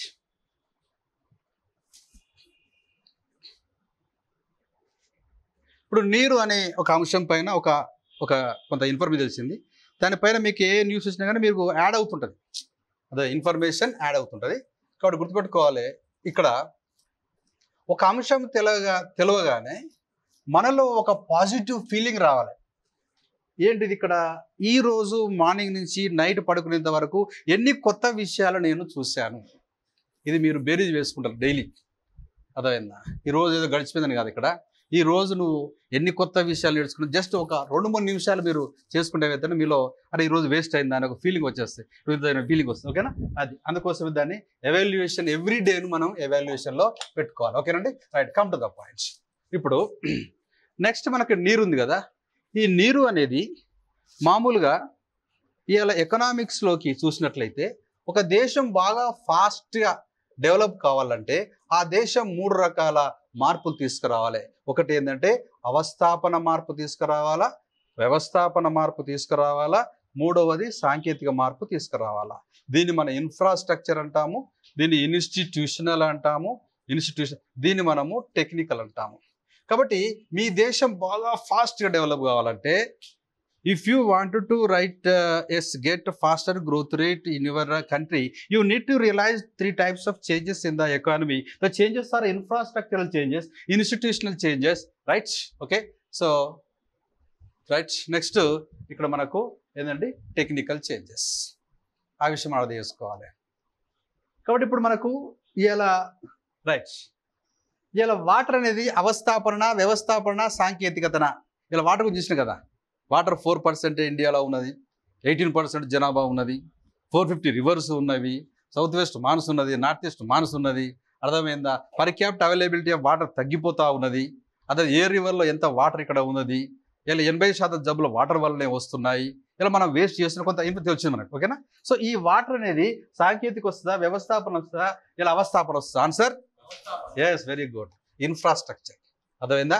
సో ఇక్కడ మనకు వచ్చేది ఇలా రోడ్ వేస్ కావచ్చు, ఇలా రైల్వేస్ కావచ్చు, ఇలా ఎయిర్ వేస్ కావచ్చు, ఇలా వాటర్ వేస్ కావచ్చు. అర్థమైందా? తర్వాత ఇరిగేషన్, అర్థమైందా? ఇరిగేషన్ కావచ్చు. అర్థమైందా? ఇలా తర్వాత నెక్స్ట్ ఇట్లా మనకు అంశం లోపల ఎస్ ఎలక్ట్రిసిటీ కావచ్చు, అదే బ్యాంకింగ్ కావచ్చు. అదే ఇవంతా మనకు అవస్థాపన కిందకి వస్తుంది. కాబట్టి ఇక్కడ కాన్సెప్ట్ ఏంటంటే ఒక ఏరియా రాగానే అది ఇన్ఫ్రాస్ట్రక్చరా, ఇన్స్టిట్యూషనా, లేకపోతే సాంకేతికత అనేది మనం ఇక్కడ స్మెల్ చేయాలి. అంటే మనకి ఇక్కడ విషయం ఏంటంటే మిగిలిన వాళ్ళకంటే మనకు ఎక్కువ ఎనర్జీ రావాలంటే ఇలాంటి చిన్న చిన్న టిప్స్ మనకు వచ్చినప్పుడు ఆటోమేటిక్గా వచ్చేస్తుంది. ఇప్పుడు నెక్స్ట్ న్యూస్లో మనకు ఏమంటామంటే టీబీ గురించి ఒక న్యూస్ వచ్చింది. ట్యూబర్క్యులోసిస్ గురించి ఒక న్యూస్. ఆ టీబీ అనేది ఎస్ మరి ఈ మూడిట్లో ఏదై ఉంటుంది కదా. కాన్సెప్ట్ ఏంటంటే గుర్తుపెట్టుకోవాలి ఇక్కడ. ఇది టీబీ పైన ఒక పాలసీ అనేది టీబీ తగ్గించాలని మనం అనుకుంటాం. ఇక్కడ చూడండి, ఆర్థిక వ్యవస్థ కదా, ఇక్కడ ఆర్థిక వ్యవస్థ కదా. ఈ ఆర్థిక వ్యవస్థ లోపల ఇది ప్రాథమిక రంగం, ద్వితీయ రంగం, తృతీయ రంగం కదా. ఇది మనం ఎలా డెవలప్ చేయాలి అని చెప్పేసి మనం ప్లాన్ వేస్తుంటాం. ఫర్ ఎగ్జాంపుల్ జనాభా ఎక్కువగా ఉంది, ఈ జనాభాలో ఏదైనా నేషనల్ పాపులేషన్ పాలసీ. ఇలా అడవులు ఉన్నాయి, అడవులు తక్కువగా ఉన్నాయి, 33% కావాలి, నేషనల్ ఫారెస్ట్ పాలసీ. అదేవిధంగా ఇలా వ్యవసాయం ఉంది, వ్యవసాయంలో ప్రాబ్లమ్స్ ఉన్నాయి, నేషనల్ అగ్రికల్చరల్ పాలసీ. ఇట్లా ఈ ఆర్థిక వ్యవస్థను ముందు తీసుకోవడానికి కొన్ని విధానాలు చేస్తుంటాము. ఆ విధానాలను ఏమంటాం?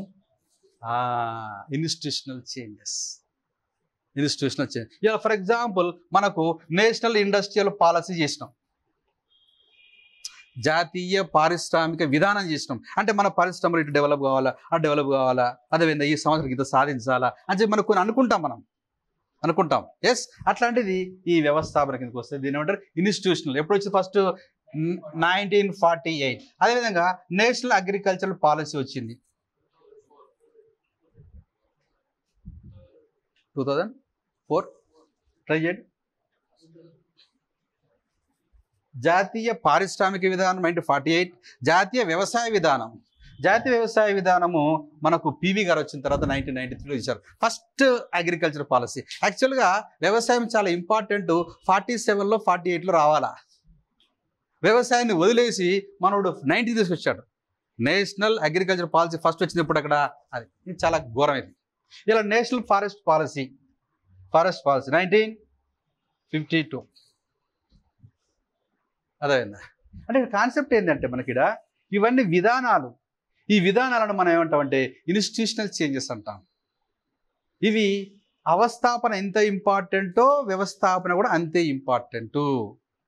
అర్థమైందా? అంటే ఇలా మీరు చదువుతున్నారు, మీరు చదివేటప్పుడు ఇలా బుక్స్, సెల్ ఫోన్స్ ఇవన్నీ అవస్థాపన కిందకు వస్తుంది. కానీ ఎలా చదవాలా, ఎప్పుడు చదవాలా, ఎంత చదవాలా, చదివింది ఎట్లా గుర్తుపెట్టుకోవాలి, ఇదంతా ఏంది ఇన్స్టిట్యూషనల్. తిరిగి మళ్ళీ టెక్నాలజీ మీరు ఉపయోగించుకుంటారు, నెట్ అనేది ఉపయోగించుకుంటారు. అర్థమైందా? అంటే కాన్సెప్ట్ ఏంటంటే ఒక వ్యక్తి కూడా ఇలాంటి చేంజెస్ని కట్టుకోవాలి. అర్థమైందా? Right, come to the point. ఇవన్నీ మనకు వస్తుంటాయి. ఇది స్టాక్ సబ్జెక్టు. అగ్రికల్చర్ అగ్రికల్చర్ మీద ఇండస్ట్రీ అని వస్తుంటాయి. అర్థమైందా? సో ఎప్పుడైనా పేపర్లో వచ్చినప్పుడు ఆటోమేటిక్గా మనకు, కాకపోతే ఏంటంటే ఏది ఏంటిది అనేది మనం తెలుసుకోవాలి. ఇలా టీబీని మనం ఎలిమినేట్ చేయాలనుకుంటున్నాము అంటే ఇది పాలసీ. కాబట్టి ఆర్థిక వ్యవస్థను ఏ విధంగా ఇలా ఫర్ ఎగ్జాంపుల్ 1991లో ఇలా ఇండియా, ఇలా 1987లో చైనా వాడు ఏమన్నాడు, ఇక్కడ ప్రొడక్షన్ బై ద మాస్ అన్నాడు. చైనా వాడు ఏమన్నాడు, ప్రొడక్షన్ బై ద మాస్ అంటే ఉత్పత్తి ఎవరు చేయాలి, జనం చేయాలి. మనోడు ఏమన్నాడు, మాస్ ప్రొడక్షన్ అన్నాడు. పప్పులో కాలేసిన మనోడు. చైనా వానికి మనకు తేడా ఏంటంటే మనోడు మాస్ ప్రొడక్షన్, మీరు ఉత్పత్తి విపరీతంగా చేయండి, చేసేటప్పుడు మీరు మనుషులను పెడతారా, యంత్రాలు పెడతారా, మీ ఇష్టం, బట్ ఉత్పత్తి కావాలా. వీడేం చేసిండు, ప్రొడక్షన్ బై ద మాస్, మెషిన్లు కాదు జనాలనే ఎక్కువ పెట్టండి. ఎవరిని పాలసీ, చైనా వాని పాలసీ. కాబట్టి నో అన్ఎంప్లాయ్మెంట్ చైనాలో. పాయింట్ మీకు అర్థమైందా? ఒక్కటే వర్డ్ చూడండి ఎంత తేడా ఉందో. జీవితాలు మాడిపోయినాయి. ఇలా డెవలప్డ్ కంట్రీస్ కూడా గజగజ వణుకుతున్నాయి చైనా అంటే. పాలసీది వాడు ఏం చేస్తారంటే, ఉత్పత్తి చేస్తున్నావా, మెషిన్లు తక్కువ పెట్టేసాయి, జనాలను ఎక్కువగా ఉపయోగించింది. జనాలు ఎక్కువ ఉపయోగిస్తే వాళ్ళకి ఎంప్లాయ్మెంట్ వస్తుంది, ఎంప్లాయ్మెంట్ వస్తే బిదిరికం పోతుంది. ఈ సూత్రం చెప్పిన వాడు మిస్టర్ డెంగ్ జియావోపింగ్, ఈ చెప్పిన వాడు మిస్టర్ డాక్టర్ మన్మోహన్ సింగ్.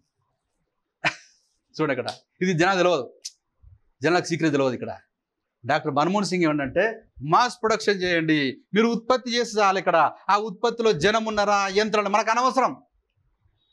ఈయన కూడా ఎకానమిస్ట్ డెంగ్ జియావోపింగ్. ఆయన ఏమంటే, మీరు యంత్రాలను ఎంత తగ్గిస్తే అంత బెటర్, జనాలను మీరు ఎంత ఉపయోగిస్తే అంత బెటర్. ఇది వాళ్ళ సూత్రం. 87లో స్టార్ట్ అయిన వాళ్ళ రీఫార్మ్స్, మన 91లో స్టార్ట్ అయింది. వాళ్ళ రీఫార్మ్స్ వాళ్ళకు వచ్చిన జాతీయ ఆదాయం $18.5 ట్రిలియన్ అయితే మనది ఎంత, జస్ట్ 3.7. ఇది వాళ్ళ సీక్రెసీ. అర్థమైంది? వాళ్ళు అందుకే దూసుకెళ్తున్నారు. అక్కడ తలకాయ కిందికి వేసుకొని పనిచేయాలంతే, దట్స్ ఆల్. అక్కడ వేరే ముచ్చట్లేదు ఇక్కడ. సో ఈ సిస్టమ్ వల్ల ఇవాళ ఘోరంగా దూసుకెళ్తున్న దేశం ఏంటంటే సింపుల్ సూత్రం ఇక్కడ. ఇది ఇవాళ ఎప్పుడు మన నీతి ఆయోగ్ వచ్చిన తర్వాత అప్పుడు స్టార్ట్ అయింది. అక్కడి నుంచి స్కిల్ ఇండియా, డిజిటల్ ఇండియా, అదే చూడండి ఇక్కడ మేక్ ఇన్ ఇండియా ఈ ప్రోగ్రామ్ ఎందుకు వస్తున్నాయంటే అక్కడ ఇవన్నీ.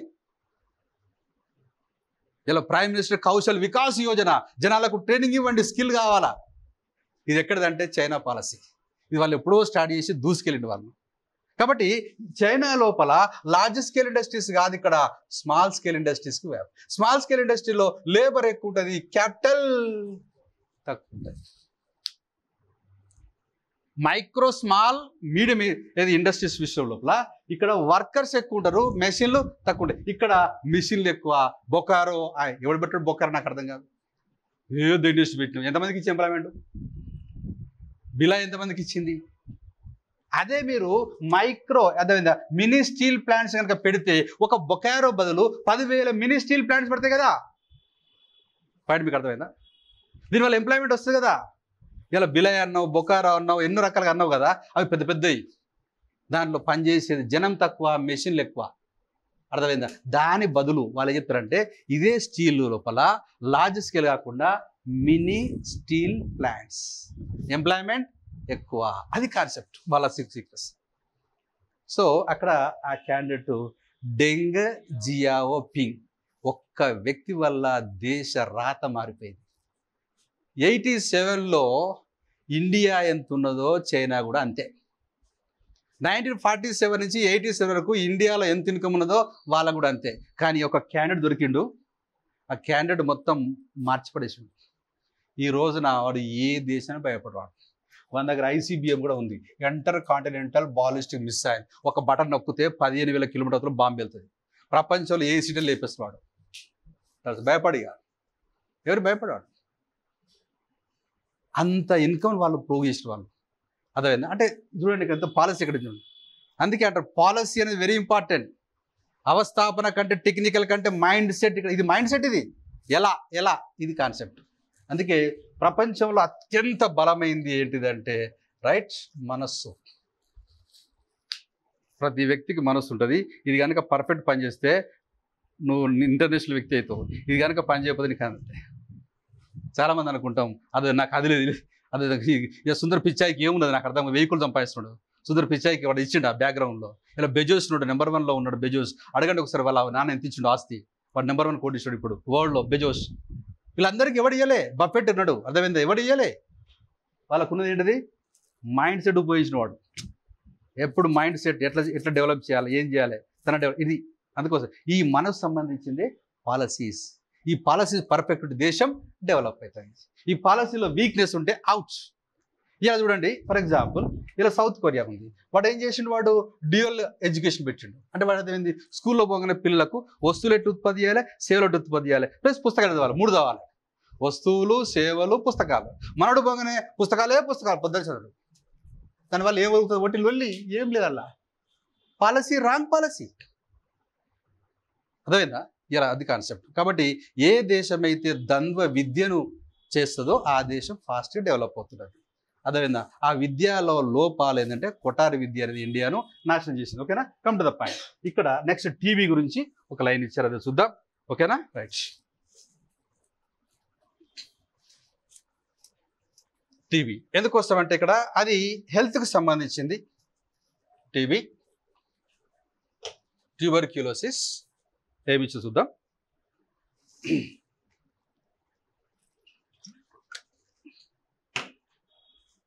రైట్. టీబీ, ట్యూబర్క్యులోసిస్ ఇది ఒక మనకు ఇది హెల్త్ ఏరియా. ఇది హెల్త్ ఏరియా, ఆరోగ్యానికి సంబంధించింది. ఓకేనండి? ఈ ఆరోగ్యం అనేది ఏమండి, ఆరోగ్యం అనేది ఎకానమీలో దేని కిందకు వస్తుంది? ఇక్కడ మీరు క్యాపిటల్ అన్నాం. క్యాపిటల్లో ఫిజికల్ క్యాపిటల్, సోషల్ క్యాపిటల్. ఒక computer physical capital. Social capital అంటే పర్సన్, వ్యక్తి. మీ దేశంలో మీకు మెషిన్ లేవు, కంప్యూటర్ లేవు, ఎవరున్నారు? మనుషులున్నారు. మనుషులనే మీరు క్యాపిటల్గా ఉపయోగించుకోవాలి. ఒక్కొక్కసారి ఒకనికి వాళ్ళ తాత ఇంత ఆస్తి, తండ్రి ఇంత ఆస్తి, నీకేమి ఇయ్యడు. నువ్వేమంటావు? వాళ్ళకి ఇచ్చి నాకు ఇవ్వలేదు. అట్లా కాదు, నిన్ను ఇచ్చిర్రు. యూ మస్ట్ బికమ్ అయిపోయింది. You must become as capital. That is human capital. అర్థమైందా? Human capital. రైట్. దీన్ని మనము హెచ్ఆర్డి అంటాము, హ్యూమన్ రిసోర్స్ డెవలప్మెంట్. భారతదేశంలో హ్యూమన్ రిసోర్స్ డెవలప్మెంట్కు మొదటిసారికి అత్యంత ప్రాధాన్యత ఇచ్చినటువంటి ప్రణాళిక 8th ప్లాన్. Very good. ఏ ప్లాన్ అండి? 8th plan. 1992లో అక్కడి నుంచి భారతదేశం నుంచి బయటికి వెళ్ళడం స్టార్ట్ చేసి ఎన్ఆర్ఐస్ బాగా పుట్టుకొచ్చింది 8th ప్లాన్ నుంచి. ఇది హ్యూమన్ రిసోర్స్ డెవలప్మెంట్. బట్ అక్కడ విషయం ఏంటంటే ఇవాళ మీకు ఫర్ ఎగ్జాంపుల్ ఈ యొక్క హ్యూమన్ క్యాపిటల్ బాగా ఉపయోగించుకొని ఇలా నెంబర్ 1 కంట్రీ ఎదిగింది ఏంటంటే అమెరికా. ఇవాళ హ్యూమన్ క్యాపిటల్ వస్తుంది ఏంటంటే ఎడ్యుకేషన్ ఇచ్చేసాయి, హెల్త్ ఇచ్చేసాయి, ఇలా శానిటేషన్ ఇచ్చేసాయి. That's all. They themselves develop. ఇది సీక్రెట్, అమెరికా సీక్రెట్ ఇదే. అమెరికా సీక్రెట్ ఏంటంటే అమెరికా కంటే ముందు డెవలప్ కావాల్సిన దేశాలు జపాన్ ఉన్నది, జర్మనీ ఉన్నది, యూకే ఉన్నది, ఫ్రాన్స్ కూడా ఉన్నది. ఆ దేశం కంటే ముందు చాలా పర్ఫెక్ట్ దేశాలు ఇవి. వీటిని పక్కకు తోసేసి అమెరికా వచ్చిందంటే రీజన్ హెచ్సి. విద్య పైన ఘోరంగా కట్ చేస్తారు వాళ్ళు, అతి దారుణంగా కట్ చేస్తారు విద్య పైన. దానివల్ల ఏమైందంటే మేధావుల దేశం అయిపోయింది. ప్లస్ ప్రపంచంలో ఉన్న మేధావులందరినీ వాళ్ళు ఆకర్షించారు, ప్రపంచంలో పెట్టుబడులను ఆకర్షించారు. ఇవాళ ప్రపంచంలో ఎఫ్డిఐని ఆకర్షించే దేశాల నెంబర్ 1 కంట్రీ ఏంటండి? అమెరికా. విదేశీ ప్రత్యక్ష పెట్టుబడులను ఎక్కువగా ఆకర్షించే దేశం ఏంటండి? అమెరికా. అదే తర్వాత జనాల్ని కూడా ఓన్లీ ఇంటలెక్చువల్స్ రావాలంటారు. వాళ్ళు ఏమంటారంటే ఎవరు పడితే వాళ్ళు రావద్దు, వంట చేసుకుంటూ ఊడ్చుడు మాకు అవసరం లేదు, అక్కడ మేధావులు రావాలంటాడు. ఎందుకంటే మేధావులు వస్తే డెవలప్ అవుతారు. ఎందుకు అక్కడ లేరా అంటే ఆడ పుట్టిపిల్లడు ఎవడు పని చేయడు. ఎందుకంటే కోట్లలో పుడతాడు, వాడు కోటీశ్వరుడు పుట్టినాడు, వాడు ఏం పని చేస్తున్నాడు? ఇప్పుడు నువ్వు డాక్టర్ కావాలంటే 40 years చదవాలి. 40 years వాడు కోటీశ్వరుడు కదా, వాడు చదువుతాడు. అందుకే వాళ్ళ హాస్పిటల్లో మొత్తం డీన్స్, హాస్పిటల్లో మొత్తం అందరూ మనోళ్ళే. అదే పేషెంట్ మనోడే, డాక్టర్ మనోడే. చేసేది అమెరికాలో ఆపరేషన్. ఒకసారి బంజారా హిల్స్లో ఒక క్యాండిడేట్ చెప్పారు, నువ్వు అమెరికా పోతే బతావు, ఇక్కడ చచ్చిపోతాడు. వాడు వెంటనే అమెరికా పోయాడు. అమెరికా పోతే ఆపరేషన్ అయింది. అదే మన జీవితం మంచిగా నడిచింది. అప్పుడు డాక్టర్ చూడాలని వీడు తాహతాలాడుతున్నాడు. అదే డాక్టర్ ఎవరన్నాగానే డైరెక్ట్ డాక్టర్ రానే వచ్చిండు. ఆడు ఇండియా వాడు.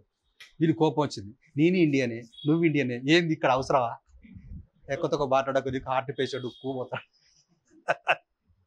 ఆ డాక్టర్ ఈస్ట్ గోదావరి. చూసినా ఇక్కడ పరిస్థితి ఏందో అంటే అంటే విషయం ఏంటంటే ఇది కాన్సెప్ట్ ఇక్కడ. కాబట్టి వాళ్ళు ఏం చేస్తారంటే మొత్తం ప్రపంచంలో హెచ్సి మొత్తం లాగేస్తారు, వాడు పెట్టుబడులు లాగేస్తారు. వాడు ఉన్నది 30 కోట్ల జనాభా.